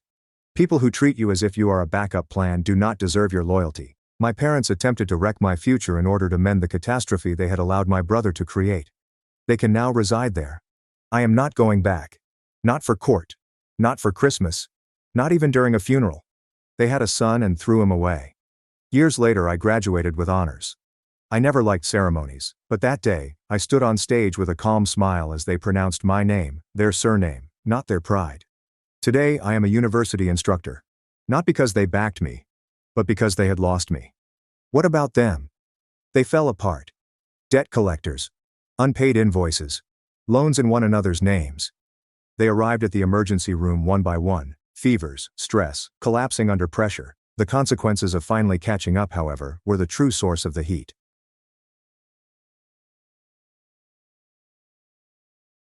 My entitled family kicked me out, then demanded my 3-bedroom house for my brother's family of 6. All because I don't have kids. I'm a single male in his early 30s. My 29-year-old brother is already the father of 4 children. He had his first at the age of 22, followed by the second a year later, the third 2 years later, and the fourth just a few months ago. His wife, my sister-in-law, and I do not get along because she constantly tries to get a rise out of me by acting superior, then becomes an intense, self-victimizing drama queen if I retort in any way. She can cry in an instant and put on an exceptionally convincing performance to get pity from almost anyone. My parents and brother adore her, despite the fact that they are fully aware of her true nature and do not care. She's really attractive, I'll grant her that, but she's so horrible that I could never be drawn to her. She also refuses to work, despite having a college degree, and my mother cheerfully helps with the kids all day. So their entire financial situation is based on my brother. This also means they can't afford to live anyplace other than my parents' house, and privacy is a concern with all of them living together in a 3-bedroom house built in the 1960s. Growing up, my younger brother was likewise a clear favorite. We are 3 years apart in age, yet he acquired a superiority complex since I was severely punished if I responded to his shenanigans in any manner. Back then, it was clear that my parents cared more about him because he got the lion's share of everything unless other family members called them out on it, which happened quite frequently. Which is why my parents packed us all up and moved us around 150 miles away from them, so they only saw us on vacations because it was a 3-hour drive. My brother was physically abusive to me on several occasions, flirted excessively with my first girlfriend until she broke up with me, and laughed at any disaster I experienced. When I was upset, my parents would just tell me to suck it up. I only received equal treatment when my parents needed to maintain appearances. I confess it was amusing to see the expressions on their faces when they had to treat me equally with my brother on birthdays and Christmas because other people were present. We had nosy relatives who liked gossiping and drama, so my parents tried to disguise what was actually going on and threatened to take away all of my belongings if I didn't keep my mouth shut. If anything, it made my parents happier when I turned 18 and moved out, because it meant they no longer had to provide for me. I wasn't quite out with high school when I moved out, but couch surfing was far preferable to living with them. Since leaving home, I've kept in touch with a few people. They didn't even attend my high school graduation, but I didn't care. From that point forward, I would only see my parents and brother on holidays, just like the rest of the family. The beginning of the 2020 pandemic was not kind to me. I lost my work and was unable to renew the lease on the apartment because my roommate also lost his job, and neither of us could afford the property with unemployment money. It was a rented 2-bedroom condo that I absolutely enjoyed. As the lease expired, my roommate departed early to go back in with relatives, and I had to sell practically all of my belongings since I would be homeless if I didn't downsize drastically. I definitely shouldn't have rented such an expensive house, but I enjoyed living the high life until it didn't treat me well. I realized I should have lived somewhere cheaper so I could have saved more money to fall back on. But I had a plan. I own a truck because I've always enjoyed trucks. So I got a $1,000 camper in decent condition and mounted it on my truck so I could live in it for a bit. It was supposed to be temporary, but I ended up living in it for much longer than I had anticipated. I was hoping to be able to live out of the camper at my parents' house, where my brother and his family also dwell. But when I asked my parents if I might stay for a while, they said they had a full house and didn't want me there. Plus, we hadn't gotten along for the past decade. They stated they'd only let me park my camper there if I paid them about what it would cost to rent an apartment in my neighborhood. That was far too much just to park my camper. I was unemployed and attempting to save as much of my unemployment benefits as I could until I could find a new job. With the rent they were asking, I could have easily lived in an apartment. My folks termed my camper an eyesore and urged me to take a walk because we couldn't agree. My sister-in-law found it very humorous that I had to live in a camper. My brother joined her in pointing and insulting me, referring to me as a homeless bum. On the first night when I had nowhere else to go, I slept in my truck camper in a store parking lot. I was terrified that someone might try to break in. Needless to say, I did not sleep well that night. I had nowhere else to go because any other relatives who owned houses were rather far away, and all of my pals were in apartments. I was also really tied to my surroundings, so I didn't want to just leave. I'd also had my mail forwarded to a friend's place, which was the only way I could still receive it. Finding a safe area to park was tough. I began seeking a job similar to my old one. It takes months to live the nomadic camper life. At the time, I had to deal with everything from beggars and drug users to people telling me to leave because my camper was an eyesore. Someone who instructed me to move claimed to be part of a HOA. I wasn't even parked on a street with houses, and when I asked what the HOA was, they were quite hostile and threatened me. I moved my camper nevertheless to avoid the problem. To ensure a consistent source of electricity, I learned to plug in a lengthy extension cord anywhere I could to recharge my camper batteries. This entailed sneaking around and putting it into an exterior outlet of a random building while parked on the street. I realize it's a bad thing to do, but I needed to keep my batteries charged, so my refrigerator stayed cool. I had a little solar power bag for charging my phone, but I didn't have a generator, which is noisy and requires fuel. So I did what I needed to do. After months of living like this, I eventually found a new job. I had to relocate to a neighboring city to find work that did not entail retail. I worked in retail during college and swore myself I'd never do it again, but I was almost ready to break that promise. I was still receiving unemployment benefits, but I didn't have a secure place to live and didn't want to be jobless when they ran out. Plus, I was completely bored. I had little else to do than read, view movies on a small portable DVD player, use my phone or laptop, and keep track of where I might park, and use the local public restrooms. I kind of envy the Japanese since they have public bathhouses. We could definitely use something like that around here.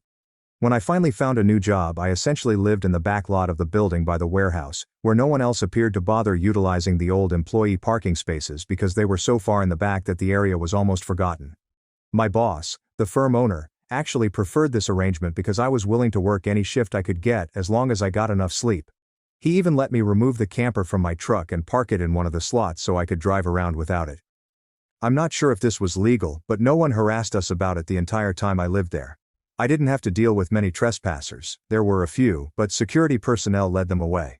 I was almost always available when they needed me and worked nearly every day of the week. My boss allowed me to plug my camper into the building for power and water, and I paid a little amount of rent by working for free on Sundays, when only the janitor and security guard were in the office.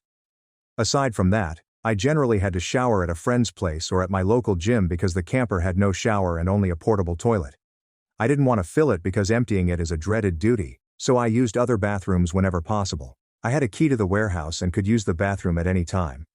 I was even on first-name terms with the night security guy, who has now become one of my closest friends. The camper was simple to heat in the winter with a little electric heater. Summers were unpleasant. And because the camper lacked air conditioning, I had to purchase a used portable air conditioner to make things acceptable. I got a lot of overtime pay and learned some new skills from other employees. Eventually, midway through this year, I secured a better position in the company as a supervisor and began earning a higher pay than my previous employment. That's when I decided I wanted a home. The scare I experienced from losing my condo made me realize I wanted something far more dependable in the long run. I looked for something close to work and discovered a 3-bedroom manufactured home on a small plot of land just 2 miles away. I was able to get it for $10,000 cheaper than the asking price somehow. I used virtually all of my savings for a down payment and was approved for a home loan. I didn't have to live in a camper any longer. There was enough room for me to reverse my truck behind the house, remove the camper, and set it up in the backyard. So I set it up as its own small structure in case I needed it again. When I was completely situated in the house, I was foolish enough to boast about it in my book of faces. My family viewed the post, which is where this really began. After a few weeks, my parents, brother and his family paid me an unannounced visit to give me a tour of my home. I didn't even give them my address, so I'm still not sure how they found out where I live. None of my pals have confessed, and no family members have previously visited me. So I'm wondering whether they trailed me at work and followed me home. It would really not surprise me. When I opened the door, they virtually all pushed their way in like rowdy travelers, then simply began making themselves at home. They all kept digging around, and my sister-in-law had this creepy smirk that she kept flashing at me, and I only afterward realized why. And it enraged me like a bull on steroids who has just been stung by a hornet. My parents were continually telling me how much extra space I have today, which is too much for someone like me who doesn't have a wife or children. Sure, not now, but perhaps later. My brother frequently mentioned that my house had more space than our parents, and that it was also closer to his employment. There are red flags all around. Eventually my brother requested me to speak privately. Everyone else abruptly left the room and piled onto the front porch. That's when I realized they had a strategy. My brother, let's call him Jason for simplicity, stated the house was too big for me alone, and that I should let him move in with his family because his wife is expecting their 4th child, and my house is much closer to his employment. He pointed out that I already had the camper, so I could live outside while they stayed in the main house. And I would like to point out that Jason never mentioned offering rent. Mind you, he has a nice job. He also mentioned that there will be adjustments, including curfews, and that I would not be able to walk in at any time without prior warning. If it wasn't my brother, I'd assume the person I was speaking with was insane, but Jason lost his marbles a long time ago as a result of our parents treating him like he was the center of the universe. I tried to speak, but he kept talking over me as if I had no say in the situation. There was no way I was going to rent out my house or sections of it to him. Other people, perhaps simply so I could pay off my mortgage more easily, but not him or his ugly wife. I'd seen videos of this similar situation online many times before, but I never imagined I'd be living it, because I felt it was ridiculous.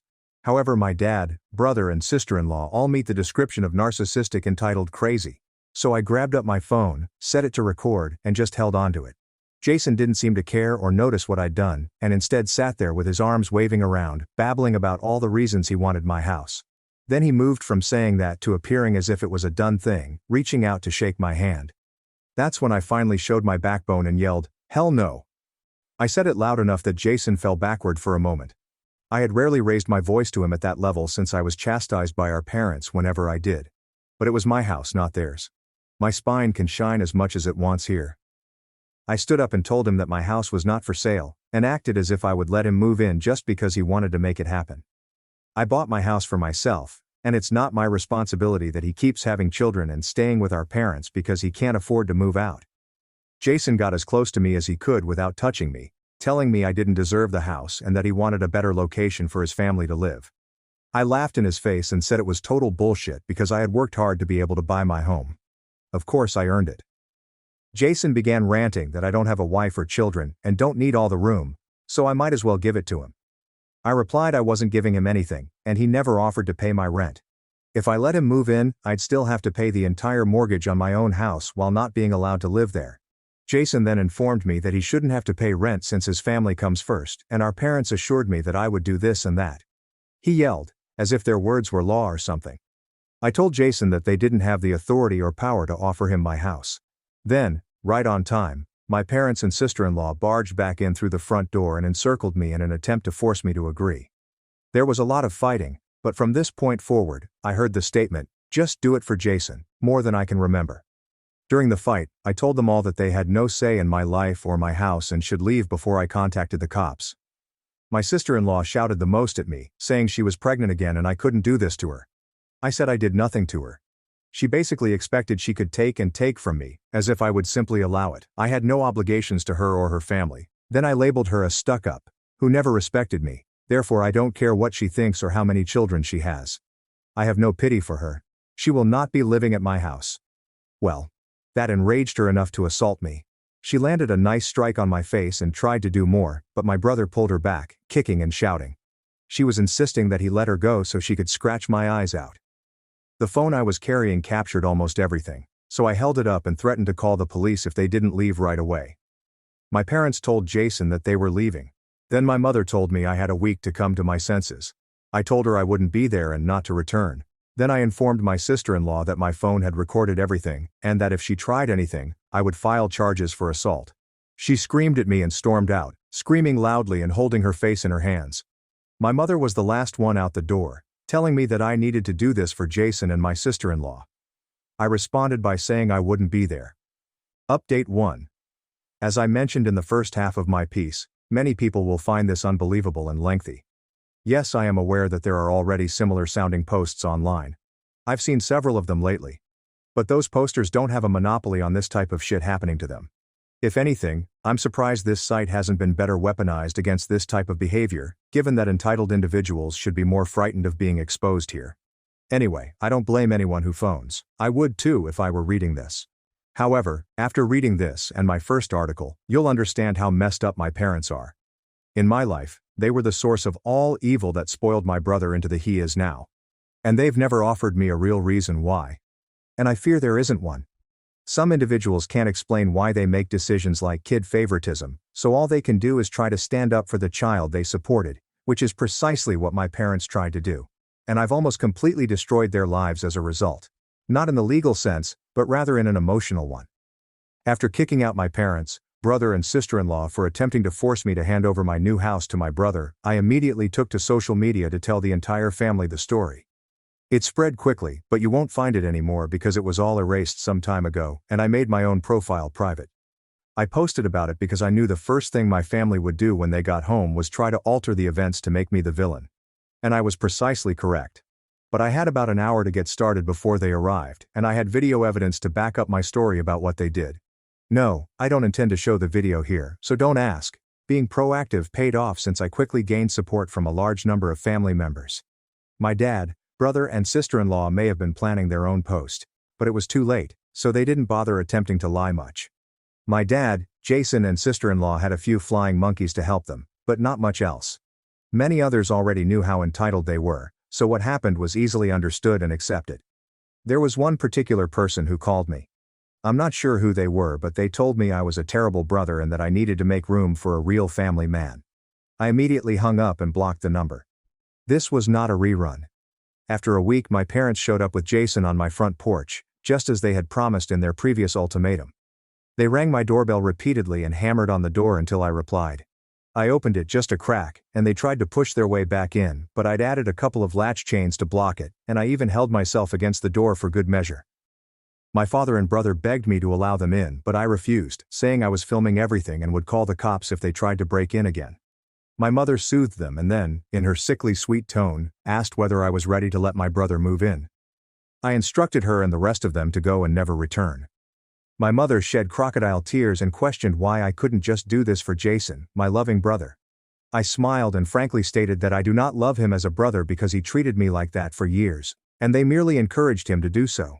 They are bad parents, and he is an awful brother. Then I ordered them to leave or I'd contact the cops right away. They all went remarkably quickly, save for my mother's loud wailing and the others' ugly looks. One could argue that making them leave was disturbingly simple. I thought the whole thing was over, but maybe I should have taken them more seriously because they had other ridiculous intentions. I returned home later that week on Friday evening to discover a moving truck and my brother's minivan parked in my driveway. Jason and his family were moving things in. When I spotted him, he merely waved and gave me a eating grin. I was enraged and ordered him and the rest of his family to stop. But my sister-in-law smugly informed me that, like it or not, they were moving in. And then, in the most phony way, while leaning her head and puckering her lips, she added that everything was fine because my mommy allowed it, and that I should always listen to my mother. I was filled with wrath just hearing those words and staring at her arrogant face. So I locked myself in my truck and called the cops right away. When they understood what I was doing, my sister-in-law began pounding on my window and screamed at me to stop, saying that I couldn't do this to her since she and Jason needed the house. She lamented, "Why can't you just do this for Jason?" I said, "Fuck Jason. It's my damn house, not his." Then she threatened to key the side of my truck if I stopped contacting the cops, which the 911 operator overheard due to the window being slightly open. I told my sister-in-law that if she wrecked my truck, I would sue her, and she was clever enough to back down. When the cops arrived, Jason and his sister-in-law, together with their children, had barricaded themselves in my home. I informed the cops what had transpired and showed them my new driver's license, which included my current address. When we got to my front door, I noticed that they had changed the lock and the old lock was resting on the porch with the center drilled out, and the drill they used was there next to it, along with a full Harbor Freight drill bit set. Could they have been any more dumb to leave evidence out like that? I pointed out the damaged lock and drill, then gave the cops a summary of everything that had happened before. Jason must have phoned our parents after I returned home, because they arrived while I was speaking with the cops. My parents instantly lied, claiming that I had agreed to rent my house to my brother and his family.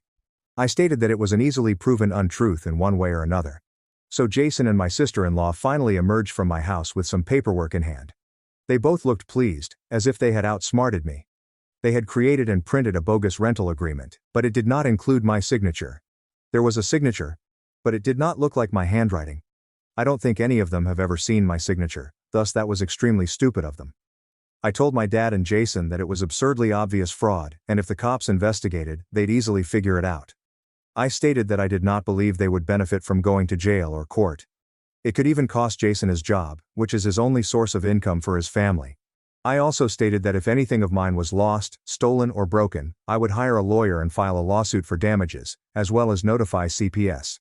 When I told Jason all of this, he turned white and appeared terrified. But my mother intervened and insisted that I do this for Jason and live in the blasted camper so they could finally have a family home to themselves. I exclaimed at her that if she thought it was a good idea, she could do it herself and give Jason her house instead. The cops separated my mother and me, and I told them they needed to go right now or I would press charges. I yelled that they drilled through my front door lock to break in, that the lease papers were clear forgeries, that they had badly forged my signature, and that I had videotaped my sister-in-law hitting me. Those are felonies I could fuck over their lives if I so desired. And if they did not go, that is exactly what I would do. The only reason I hadn't done it sooner was for Jason's children. They had one chance to get out. When my parents heard that, I believe it dawned on them that they couldn't force me to do it for Jason. My mother finally gave up and declared she'd put an end to it. She then went over to her sister-in-law and spoke quietly with her for a minute, while my father spoke with Jason. My sister-in-law immediately began crying and shredding up the false rental papers into little parts and flinging them like confetti, only to have an officer order them to pick up the pieces of paper or he would fine them for littering. At this moment, both cops got the "I don't get paid enough for this" expression on their faces. Jason had to start asking his children to pack their belongings back into the moving truck. The kids were all crying, with the eldest sobbing because he wouldn't get his own room now. Sister-in-law and Jason collected their children to try one more lame attempt to guilt me with a sad family performance, in which they all cluster together in a type of group hug while all facing the same way. I swear they had practiced it before. All of the kids had the same begging expressions and quivering mouths. My sister-in-law started caressing her pregnant belly and drooping her head to look like a sad puppy, while my brother simply made the saddest face he could and pleaded, "Please don't do this. We should be allowed to live here." But I didn't hesitate and instructed them to continue packing. All of the kids and my sister-in-law started crying, and Jason roared at me, "Are you satisfied with yourself? You've denied us a house because you're too self-centered to share and support our family." I ended up laughing like crazy and retorting that what he was attempting to do was take, not share, and that no amount of tears would convince me to let his family move in, because he is no longer my brother. He's just an entitled jerk who believes he can take anything he wants from me, just like when we were kids.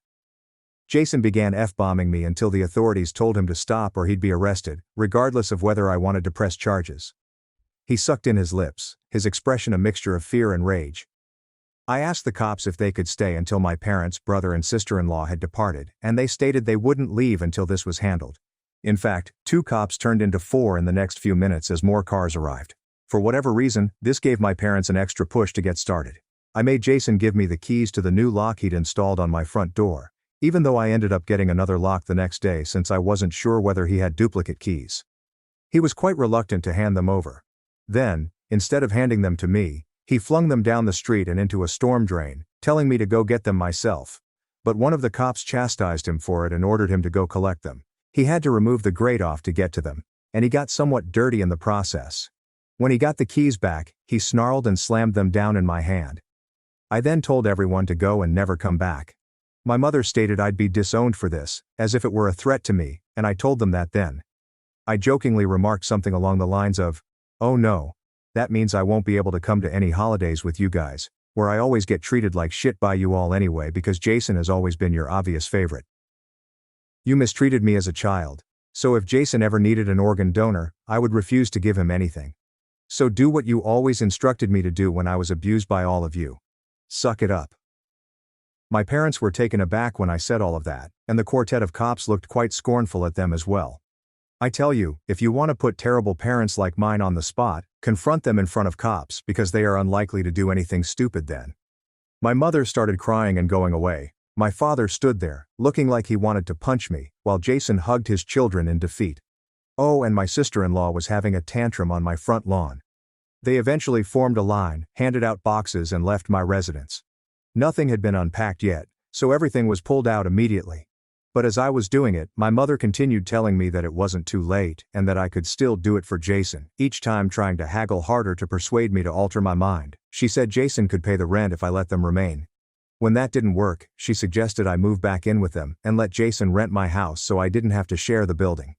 I urged her to shut up and keep packing boxes because I don't want Jason or his family around, I don't want his money, and I don't ever want to live with him or my parents again. Making a bargain with my parents felt like making a pact with the devil after how they treated me as a child.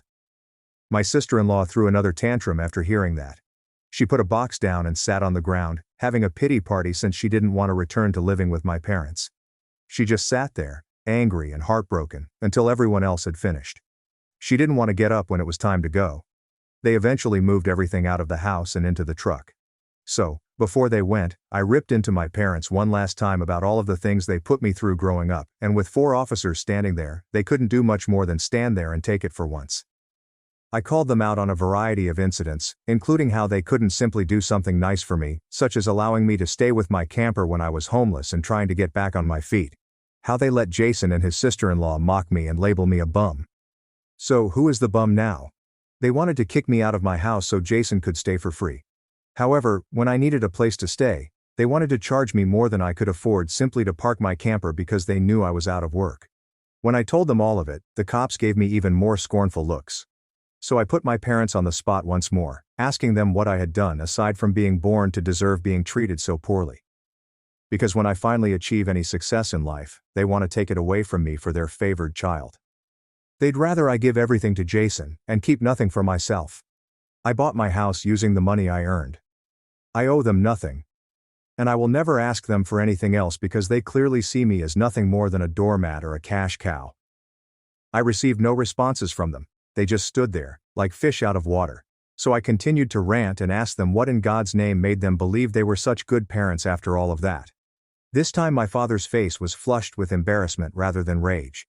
And my mother was crying, saying she was a terrible person. I openly agreed that she is a terrible person, and I bet they'll go to hell for it. They were all aware that they were horrible individuals.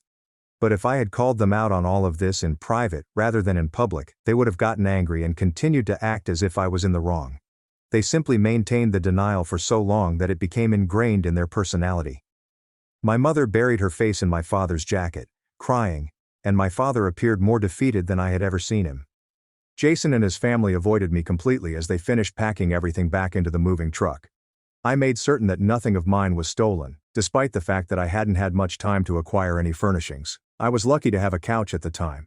They all got back in their cars and my sister-in-law just stayed there glaring at me with hate until my brother convinced her to drive the minivan home. And as soon as they were gone, I rushed back online and told everyone what had happened. My parents were too humiliated to try to justify their behavior this time. And while the family was slightly divided prior to this occurrence, it was now overwhelmingly in my favor. Following this incident, nearly the entire family has come out in support of me. And those who haven't just aren't siding with anyone, no matter how many times my parents attempted the "we did it for Jason" excuse. No one was listening anymore. As a result, they no longer have any familial support. Many members of the family, including the erstwhile flying monkeys, sided with me, despite my expectations. So I suppose they'd had enough. Around that time I offered to entertain half of the family for Christmas Eve at my new home. My folks weren't invited. Surprisingly, I was not blocked on the profiles of my brother and sister-in-law, and I saw that my sister-in-law delivered her fourth child in early November. They still live with my parents. I'm quite sure they knew I was watching because my sister-in-law kept posting passive-aggressive comments about not having enough space while living with my parents, most likely to see if she could still blame me. And I'm sure it's driving my mother and father insane, because they can't get any peace and quiet in their old age with 3 boisterous, obnoxious kids, a mentally unstable sister-in-law, my golden child brother, and a newborn baby, all in the house at the same time. Perhaps they could relocate into a camper in their own backyard and let Jason take over their entire house. They could find some serenity then. Yeah. They could do it for Jason. There were meant to be more, but this post became far too long, so I'll release part 3 later. Update 2. I was attempting to keep things to 2 posts, but upon assembling everything, I discovered that part 2 was simply too long. So I separated it into 3 parts. For those who commented en masse, I will acquire cameras when I can afford them. I'm still recovering financially from buying a property last year. And as far as I know, nice cameras require a decent computer to record on, and I don't have anything more than a 3-year-old laptop running Windows 10. Yes, I'm aware of doorbell cameras and those will be the first I get. For those who kept telling me that I should have jailed my brother and sister-in-law, the only reason I didn't was that they were parents. Their children need them. And if Jason gets caught, he will most likely lose his job, which would leave his family without any money. My sister-in-law has a baby that is only a month old right now. Neither of them should find themselves in jail. However, vengeance does not require jail time. Yes, the police can help. But I got paid back without making a police report. Would I be so merciful again? Most likely not. They are fully aware of this. I opted not to create an account or post until after the new year just in case anything else happened. And it did. As previous readers know, my sister-in-law was posting passive-aggressive social media posts that were clearly intended at me. Especially after welcoming her 4th child in November. She kept posting the same repeated crap, she only changed the words slightly. But she just kept repeating that she was bored of living with my parents, that there wasn't enough space, that she needed her own place, blah blah blah. I realize I sound dismissive, but if you went through what I did with these folks, you'd be ready to sarcastically play little violins in front of them as well. They're just so terrible. And as expected, more happened after I waited until January to create an account. I previously indicated that I had invited half of the family to a Christmas Eve gathering at my house. And everyone I invited showed up, despite the fact that it was a rather long trip for them, about 3 to 4 hours. However, they wanted to attend and show me their support. They congratulated me a lot for working so hard to get a house on my own, and they apologized for everything I had gone through. I was questioned why I didn't just take my camper and drive the 3 hours back to them rather than live essentially homeless for so long, and I had to acknowledge, shyly, that I was extremely connected to living here. This area provided me with the best employment prospects. My hometown doesn't have many fantastic career chances in my industry, if any at all, therefore I wanted to make my own path as much as possible. Overall, they accepted the answer. We went on to have a fantastic party, the finest I'd been to in years. Some relatives even donated CDs of amazing Christmas records, and I must say that the one my uncle gave of Ray Charles was my favorite. I've never heard anyone else perform Christmas tunes like he does. It was a grand and happy occasion. I felt like I could finally forget about my problems and enjoy the moment. But I wouldn't be writing this if things had stayed that way. Around 2 hours into the celebration, you know who showed up. My parents, brother and sister-in-law came in, attempting to smile. They didn't even knock, just marched right inside my front door as if they were supposed to be there. I turned off the music and instructed them to leave immediately. They begged to stay, and said they had brought gifts. One of my uncles stood up and yelled at them before I had another chance to speak. He said they didn't deserve to be in my home or my life after they attempted months before, and he was supported by several other relatives.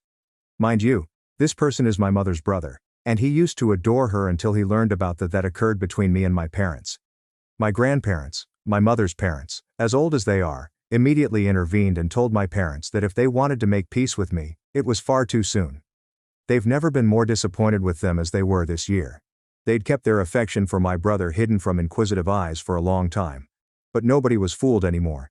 And if they ever wanted to be a part of my life again, they needed to make a concerted effort to treat me like a son. Then they went to Jason and sister-in-law saying they had seen the repeated crap sister-in-law was posting about. They are tired of it and want to let it go. My house will not be their new home. My sister-in-law returned to her old ways of crying and having pity parties about how she should be the one living here, not me. She plopped down in a chair to throw a tantrum, complaining that it wasn't fair that I had this house to myself when I didn't have a family of my own, whereas she had 4 children who required more space. She explained that all she wanted was a better location to live and to feel like a real mom. It was petty of me, but I loudly stated that she fails as a mother because she lets my mother handle most of the parenting while she sits on her buttocks all day drinking, playing on her phone, or going out and wasting all of Jason's money. And she had the audacity to complain about it? I even remarked that I'm amazed her baby doesn't get drunk from her breast milk because she drinks so much, which admittedly went a little too far, as I received some glances. My sister-in-law demanded to know whether I was calling her a horrible mother. I responded, "The evidence speaks for itself. And if she wants to be able to leave my parents' house someday, she needs to put her college degree to good use, obtain a job and learn to save money. My mother already performs the majority of the child care for my brother's children, so she'll have plenty of time, especially as her baby grows older." My brother's eldest child, who is 7 years old, raced up and began kicking and screaming at me for yelling at his mother. He kept ranting that I was the horrible man who made her weep and refused to let them reside here. My brother grabbed his son to pull him away, but all of the other relatives joined in, and this evolved into a family intervention against my sister-in-law and brother. She cried. Her newborn infant was sobbing. Her children were weeping. Even Jason was nearly in tears at the verbal assault he was receiving. He ended up sitting on the ottoman where I store my shoes beside the front door, looking like a complete wreck. He couldn't look anybody in the eyes. He couldn't even say 2 words to me, not with the entire house full of angry people waiting to judge him. If they hadn't gotten in his way, I'm sure this would have ended up as when he tried to order me around and take my house months ago. By this point, however, he had been so humiliated that his and my parents' reputation in the family had been entirely ruined. Because everyone had taken off their masks.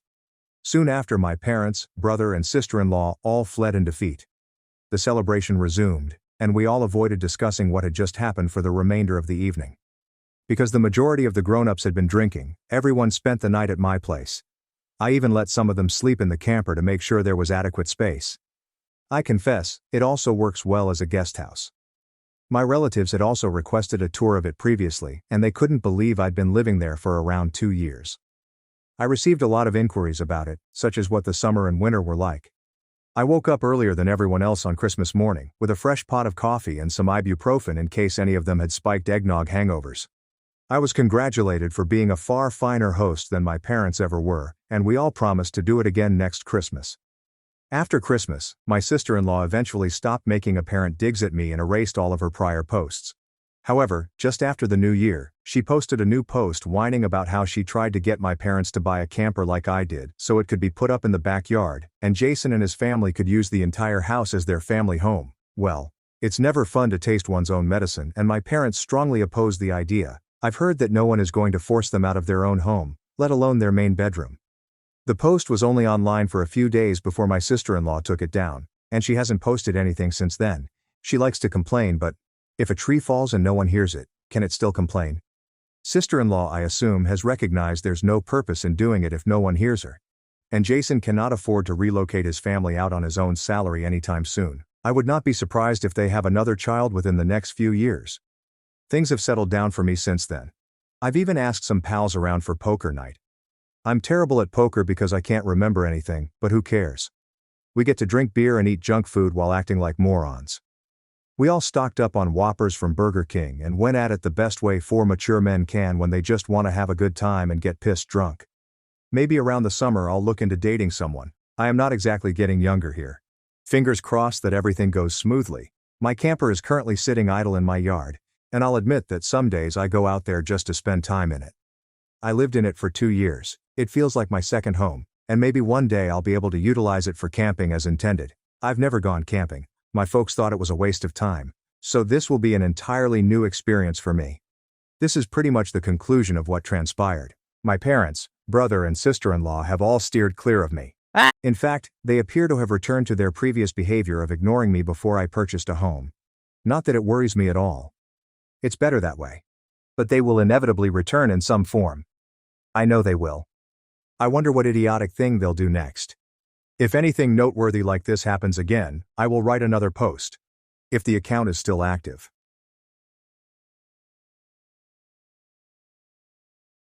My family believed my sister's lie, disowned me and let me rot.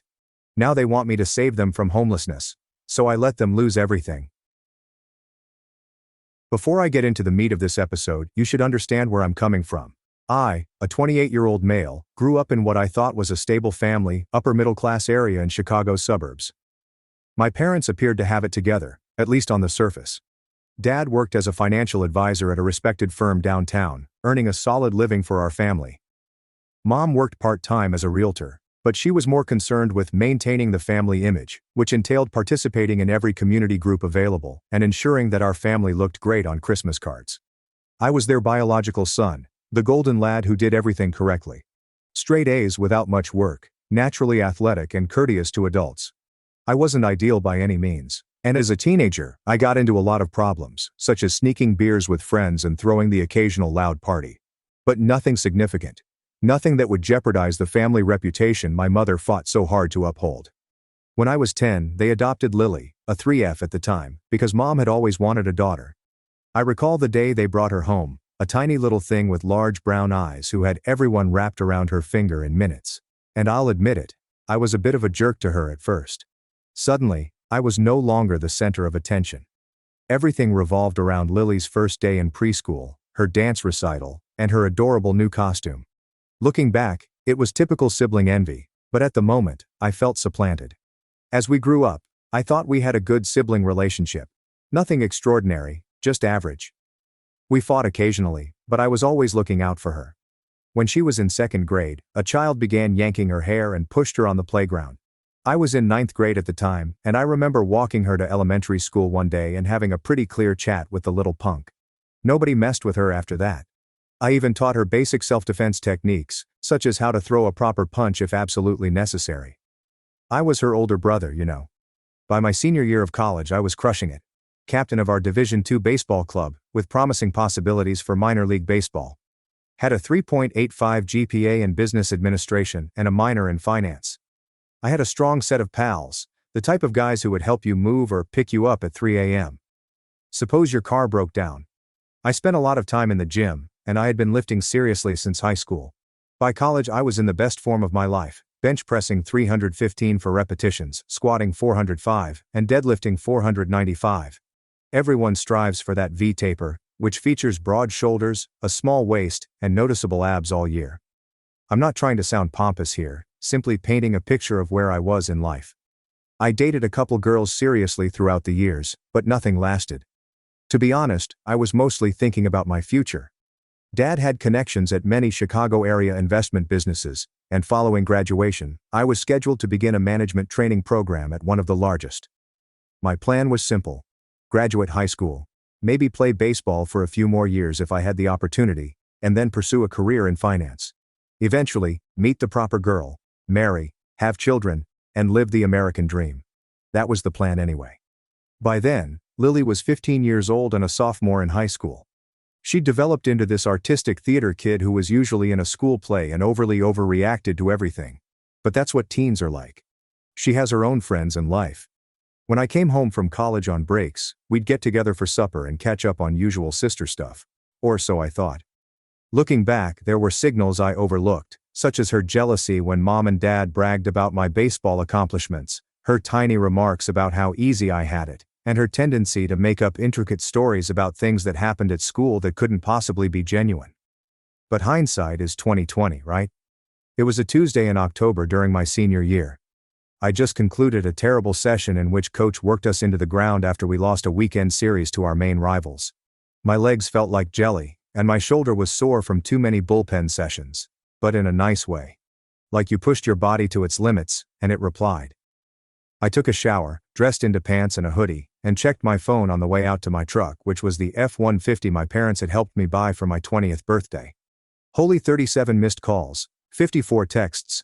Messages from family members and friends included phrases like, "You sick," "How could you," and "You're dead."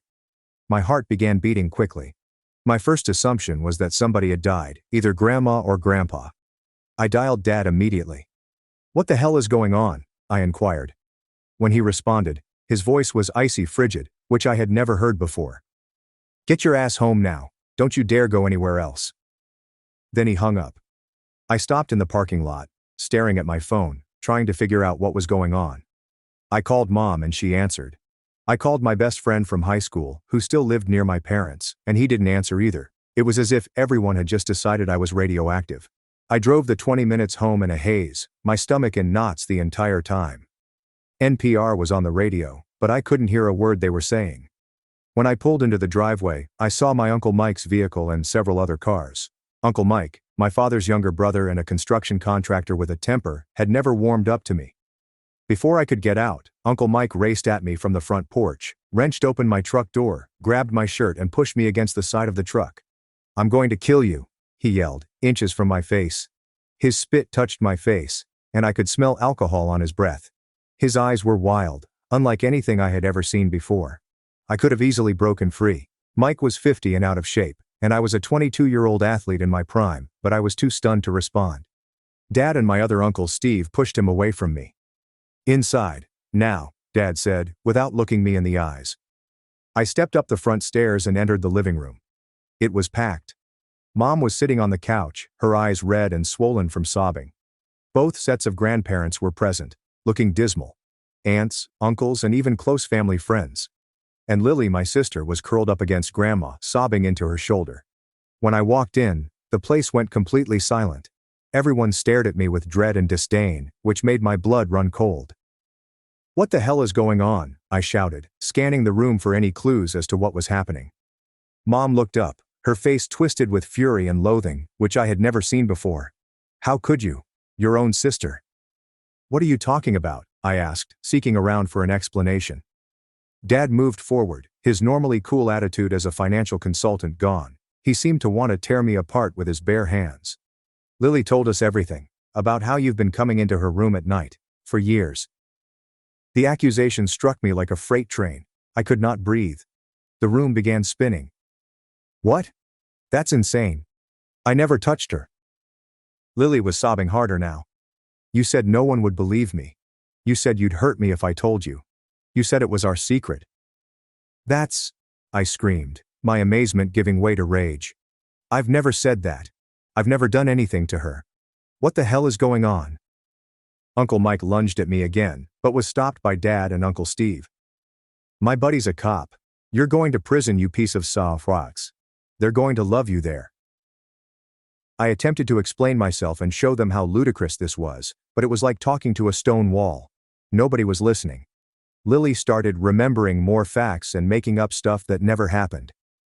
She claimed I first touched her when she was 10 and I was home from high school for Christmas vacation. They claimed it had happened countless times since then. I said I would hurt her, Mom and Dad, if she told anyone. She lied about everything she said, but they were all nodding, comforting her, and glaring at me. It felt weird, like I'd slipped into an alternate reality where everything was reversed. Then Dad snapped. He had always been controlled and never violent. But something broke in him. He stepped straight up to me and delivered a right hook that would make heavyweight boxers proud. Caught me square in the jaw, and I fell, tasting blood where my teeth had sliced into my cheek. "Get your things and get out. You're no son of mine," he shouted, standing over me and flexing his hand. Mom had already packed some of my clothes into trash bags. They were near the door. Dad grabbed my wallet and took out all of the cards with his name on it, including credit cards and health insurance. "Dad, please. This isn't true," I begged as blood dripped from my broken lip. "You've known me my whole life. You know I would never do something like this." He grabbed my shirt, hauled me to the door, and flung me down the front steps. I landed hard on my shoulder and felt something crack, which turned out to be a slight separation. The packages of clothing followed. Then my baseball gear.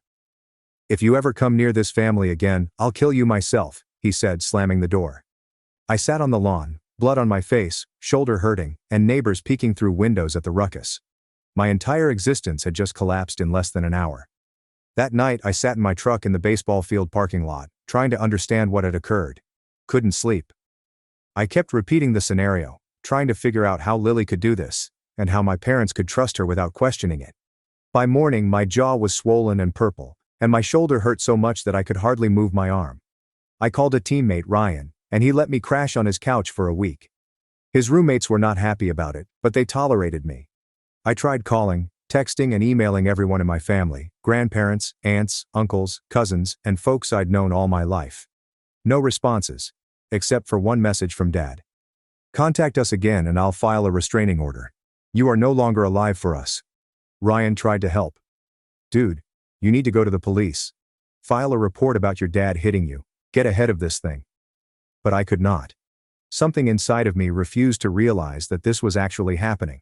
I kept expecting my folks would come to their senses and see how absurd it was. And honestly, I was terrified. What if Lily did not back down? What if they believed her instead of me? How would I prove in the negative that I did not do something? 2 weeks later, I received an email from the university. My tuition payment for the semester was late. My parents had canceled the midterm. I went to the financial assistance office and tried to secure an emergency loan. But without a co-signer and with little credit history, I was screwed. I had to lower the majority of my classes to part-time status so that I could work full-time to afford even that. Coach was understanding at first and allowed me to stay on the team. But I missed so many practices due to my new job as security at a bar that I seldom played. My grades plummeted. Went from dean's list to barely passing. Friends began avoiding me because stories were flying. Someone in the family told someone, who then told someone else. You know how it goes.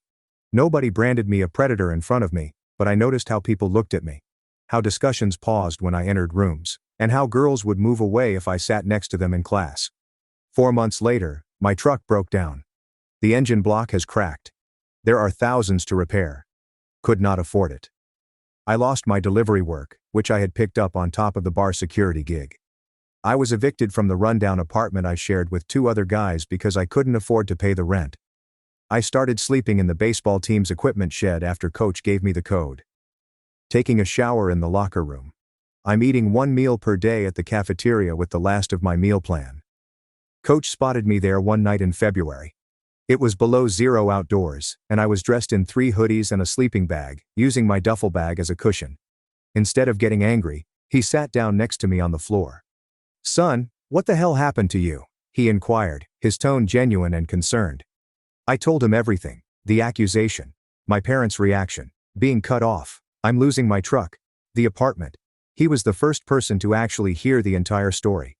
When I finished, he did not accuse me of lying. He did not say he believed me either. Just nodded and sat in silence for a minute. "You can stay here until the end of the semester. After that, I'll help you figure something out." The following day, he brought me a space heater and a good air mattress. He started inviting me to dinner at his house once a week. His wife would always pack leftovers for me to take home. It was not much, but it was something. Someone cares. I finished the year with a 2.1 GPA and just avoided academic probation. But I was finished with baseball. The fire was out. Coach set me up with a summer job at a wilderness program for troubled kids in Colorado. It's ironic, right? However, it paid cash, gave shelter in a staff cabin, and kept me nourished. That fall, I did not return to school. Stayed in the wilderness program and became a full-time guide. Spent days hiking mountains and teaching survival skills to wealthy children whose parents had no idea what else to do with them. I rebuilt myself physically. Carrying 50-pound loads up mountains, chopping wood and erecting shelters were all physically taxing tasks. Gained 15 pounds of pure muscle in 6 months. At night, I'd get blackout drunk with the other guides.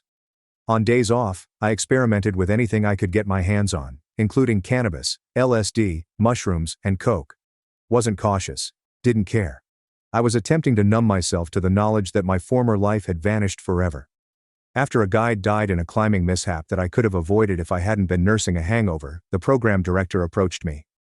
"Jake, you're one of our best guides. When you're on, the kids respect you. You know you're Salman in the field.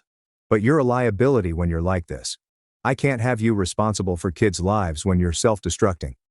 I got fired the next day. I spent the next year living in my new beater car, a 1998 Honda Civic that I purchased for $1,200 cash. I worked whatever jobs I could find, including bar bouncer, event security, day labor, and construction. Any position where I could exploit my size and no one asked too many questions about my past. I avoided women entirely. I avoided families. I would literally walk out of a restaurant if a child sat too close to my table. The worry of being implicated again was crippling. I had nightmares about being in prison and other inmates finding out what I was there for. I'd wake up in a cold sweat with my heart thumping so hard that I believed I was having a heart attack. One night, I worked security at a college pub in Fort Collins. I recognized a man from my old university who had played football while I was there. He recognized me too. He began informing his friends about who I was and what I was accused of doing. By the end, they were all looking at me and making comments loud enough for me to hear. "Predator. Sick. Someone should teach him a lesson." I tried to ignore it. I did my job. At 2 a.m., I escorted the remaining guests out and was walking to my car when I jumped into the parking lot. 3 guys from earlier, they had been waiting. They called me a pedophile and a predator. They said they'd make sure I couldn't hurt anyone else. I fought back. Landed some solid punches. Definitely broke one of the guys' noses. But it was 3-on-1, and they had the element of surprise.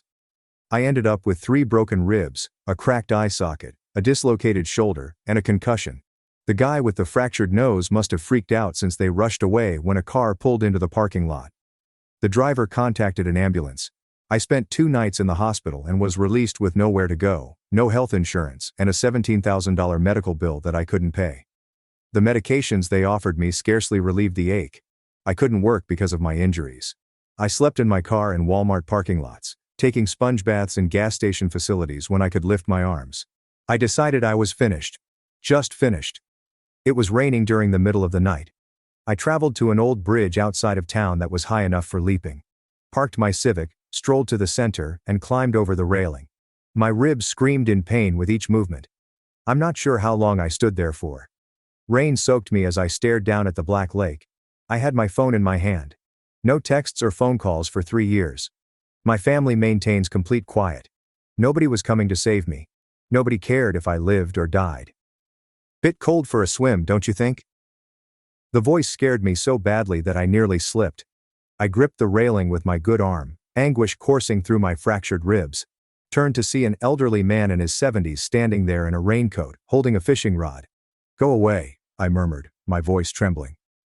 "Can't do that, son," he said calmly, as if we were having a regular talk on a beautiful day. "See, if I go away and you jump, that makes me responsible in a way. It's not your problem, it became my problem when I saw you. That's how life works." He moved closer, not menacing, but steady. "My name's Frank. Retired Marine Corps. Seen plenty of men at their breaking point. You want to tell me what's got you standing on the wrong side of this railing? You wouldn't understand. Try me." I'm not sure why, but I told him everything about the charge, getting thrown out, and the previous 3 years. Maybe because I assumed I'd die soon anyway. Perhaps because he was a stranger who didn't immediately treat me like a monster. Maybe because something in his eyes reminded me of my grandfather, the only person in my family who would have believed me if he hadn't been suffering from dementia. When I finished, he simply nodded, just like my previous coach did. Then he said something that I will never forget.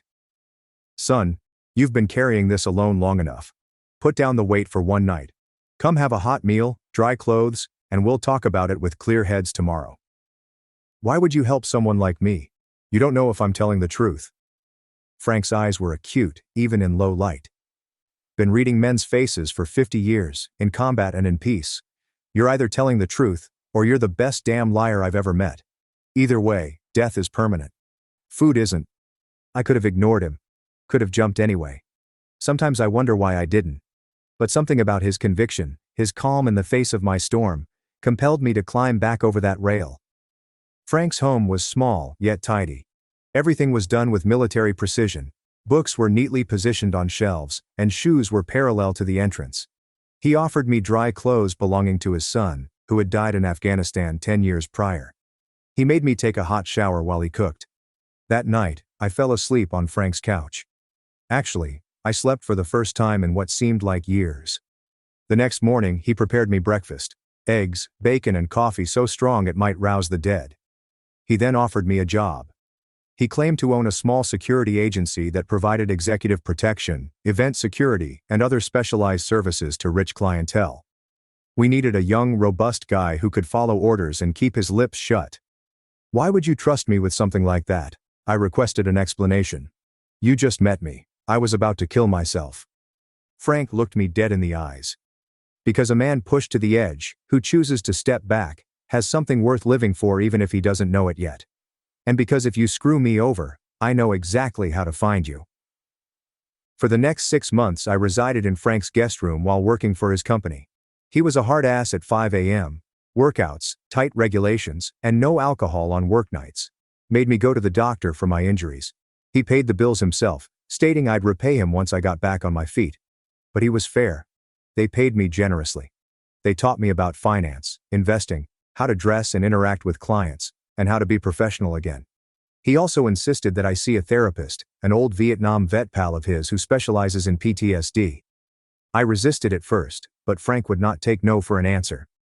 You got your bell rung, son, not just physically. Need to get your head straight if you're going to work for me. The therapy was helpful. Slowly. Taught me that what happened was not my fault, that I didn't deserve it, and that I wasn't irreparably damaged. After 6 months, I had saved enough money to buy my own house. A tiny apartment. Nothing fancy, just mine. Clean and safe. I began taking business management programs at my community college, as well as some specific security certificates.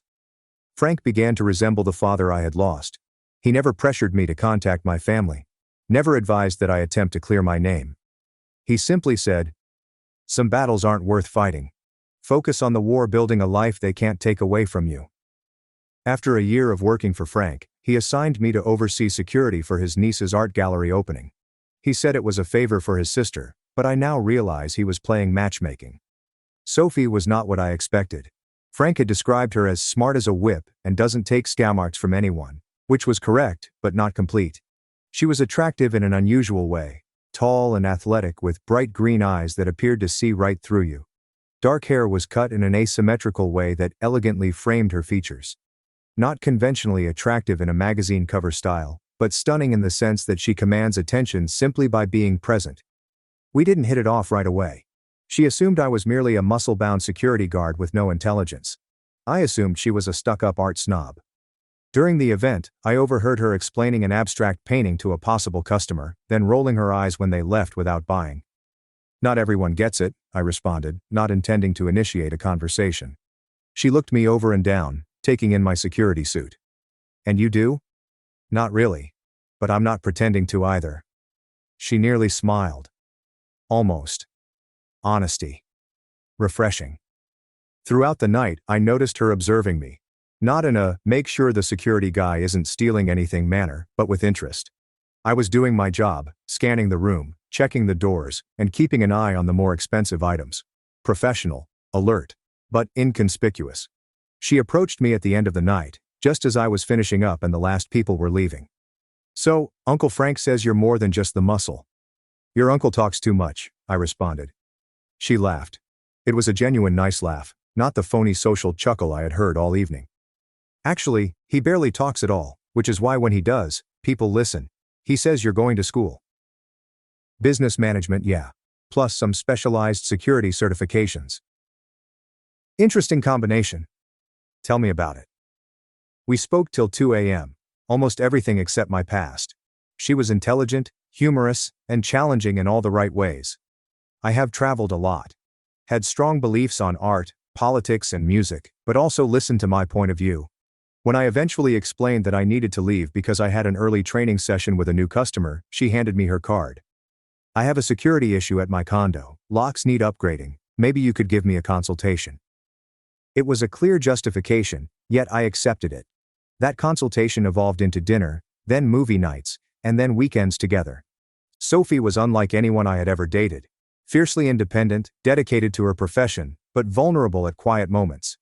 She had been injured, but not in the same manner that I had been, because pain recognizes pain. For months I avoided discussing my family. When she asked, I made up some hazy stories. They claimed my parents had died in a vehicle accident. That I was an only child. Sophie sensed I was hiding something, but she didn't press. But Frank insisted that I come clean. That girl is falling for you, he said one day at work as we were organizing security for an impending event. And you're falling for her. She deserves the truth before it goes any further. He was correct. So, one evening over supper at my flat, I told her everything. The entire terrible story. I expected her to depart. To look at me differently, to suspect that Lily hadn't been lying. Instead, she held my hand across the table and said, "Thank you for trusting me, I believe you." Except for Frank. No one else had said these 3 words to me. I broke down at the dinner table, sobbing like a child. She simply hugged me, and allowed me to express myself completely. 2 years after we met, I proposed. Did it right down on one knee, in the same area where we had our first actual date, ring in hand, heart racing. Frank led her down the aisle because her own father had died years before. We purchased a little home in a quiet neighborhood. Started creating a real life. I finished my degree and became a partner in Frank's firm. We moved from local security to regional and ultimately national contracts, built a reputation for professionalism and confidentiality. Sophie's artistic career took off. Her work first appeared in big galleries, fetching high prices. We talked about starting a family. I was finally happy. Finally at ease. Nightmares were less frequent. I could be near youngsters without panicking. I even reunited with a couple old college pals who contacted out after hearing pieces of the true story from common acquaintances. My past life felt distant, like if it had happened to someone else. I still think about my family. I wondered if they had ever doubted Lily's account. If they ever regretted what they did. But I had accepted that chapter as closed. I had a new family now, individuals who picked and supported me. That was sufficient. Or so I thought. It was a random Tuesday in March. I was in my office studying security protocols for an upcoming client event with a billionaire tech CEO who was visiting for a conference and needed discreet security. My assistant buzzed me on the intercom. "Sir, you have a call on line 1. Woman wouldn't give her name but says it's a family emergency." My first thought was Sophie, or Frank. Put her through. I took up the receiver. "Hello, this is Jake." Is definitely not my true name. Silence. Then a sob. "Jake, it's Mom." My body became frigid. I hadn't heard her voice in 7 years. I wanted to hang up. I wanted to shout. Instead, I just said, "What do you want?" "Please don't hang up," she begged. "We need to talk to you. It's important." "We haven't spoken in 7 years. Nothing could be that important." My voice sounded icy. Lily confessed. She lied about everything. She made it all up. The world came to a stop. 7 years of suffering. I'm talking about starting over. About dreams, panic attacks, and therapy. All due to a falsehood. I knew it was a lie, but hearing her acknowledge it. "Jake, are you there?" I hung up. I walked out of the office. I told my assistant to cancel my meetings and drove to Frank's house. After I told him, he simply nodded and said, "What do you want to do?" "I don't know." "Yes, you do. You just don't know if it's the right thing." He was correct. Part of me wished to ignore them. Keep them out of my life permanently. Another segment required answers. I needed to hear the truth spoken directly to my face. Sophie felt the same way when I told her that night. "You need closure," she explained. "But whatever you decide, I'm with you. And Jake, this doesn't change anything between us. I'm still here, no matter what." For 2 weeks I ignored the calls and texts that began to come in from Mom, Dad, and even relatives who had cut me off years before. I talked it out with my therapist. Yes, I've got one. Not embarrassed to confess it. Finally, I knew I had to confront them, only on my terms. I texted my mother, a public place, coffee shop on Main Street, Sunday, 2 p.m. It's just you, Dad, and Lily. I'll have folks with me. Only one chance. Sunday came. Frank insisted on coming as backup. Sophie was by my side, holding my hand so tightly that it almost ached. We arrived early. I took a table in the corner so that I could see all of the entrances and exits, an old security habit that never goes away. My stomach was knotted. Part of me still expected them not to appear, or that this was some sophisticated ruse. Sophie continued to check on me, her eyes filled with anxiety. We can leave any time, okay? Just say the word. They came precisely at 2 o'clock. Mom seemed older than I remembered. Hair is grayer than brown now, and the face is creased with worry. Dad had lost so much weight that he appeared emaciated. His costly clothes were replaced with khakis and a worn-out button-down. Lily, now 22, appeared very different from the teenager I recalled. Her face was slimmer. Her eyes were downcast. She lacked her usual theatrical flair. When Mom spotted me, her eyes welled up with tears, and she ran forward, arms wide for a hug. I took a step back, placing Sophie somewhat between us. Sit. No one spoke for what seemed like minutes. Eventually, Dad cleared his throat. Son, I'm not your son, I interrupted him. You made that very clear 7 years ago. Now talk. Why am I here? Mom began crying. Dad seemed broken. Lily was still staring at the floor. 3 months ago, Dad said, his voice tight. Lily called a family meeting. She said that she had lied about everything. I looked at Lily. Look at me. Slowly, she raised her eyes, which were crimson from crying. Why? My voice didn't sound like mine. She drew a hesitant breath. I was jealous. You were a perfect son. Everyone adored you as a star athlete and astute thinker. Mom and Dad gave you everything. I wanted them to love me more and pay attention to me. So you accused me of something that could have landed me in prison? Destroyed my whole life? The anger that I thought I had dealt with years ago returned. I didn't think it would go that far, she muttered. I figured they'd simply be furious with you and possibly ground you. But then everyone began asking questions, and I couldn't take it back. And then it just kept going. Everyone was extremely sweet to me, giving me things and making me feel special. I wasn't sure how to stop it. And you too? I looked at my parents. You kicked me out without even listening to me. Without proof. Dad attempted to explain. We believed we were protecting her. She was our little girl. And I was your son. I slapped my hand on the table, and the entire coffee shop became silent. The people at neighboring tables tried not to hear, but they were all ears. I wasn't even home for the 4th of July weekend, she claimed. I was at a baseball tournament in Denver, and there were pictures all over social media. Did you even check? Mom placed her palm over her mouth. Dad became pale. You know what happened after you threw me out? My truck broke down. I lost my apartment. I slept in the baseball equipment shed. I almost died from exposure, from being beaten up by people who heard rumors. I stood on a bridge, ready to jump, because the family who was supposed to love me believed the worst without a single question. I took out my phone. I showed them images of myself with a black eye and a split lip from the bar brawl, me appearing gaunt during my homeless period, and my hospital documents from the beating. I was your son. My voice broke. Sophie squeezed my hand. Frank put his hand on my shoulder to ground me. We're very sorry, Mom wept. We made a terrible mistake. We want to make it right. Make it right? I chuckled, but it wasn't funny. How exactly do you plan to do that? Give me back 7 years of my life? Erase the nightmares? Undo the trauma of being homeless, of being beaten, of standing on that bridge ready to die? Mom was sobbing non-stop now. Dad appeared to have aged 10 years within the last 5 minutes. We want you to come home, Dad continued, his voice barely audible. We want our family back together. That is not going to happen. I already have a family. I looked at Sophie and Frank.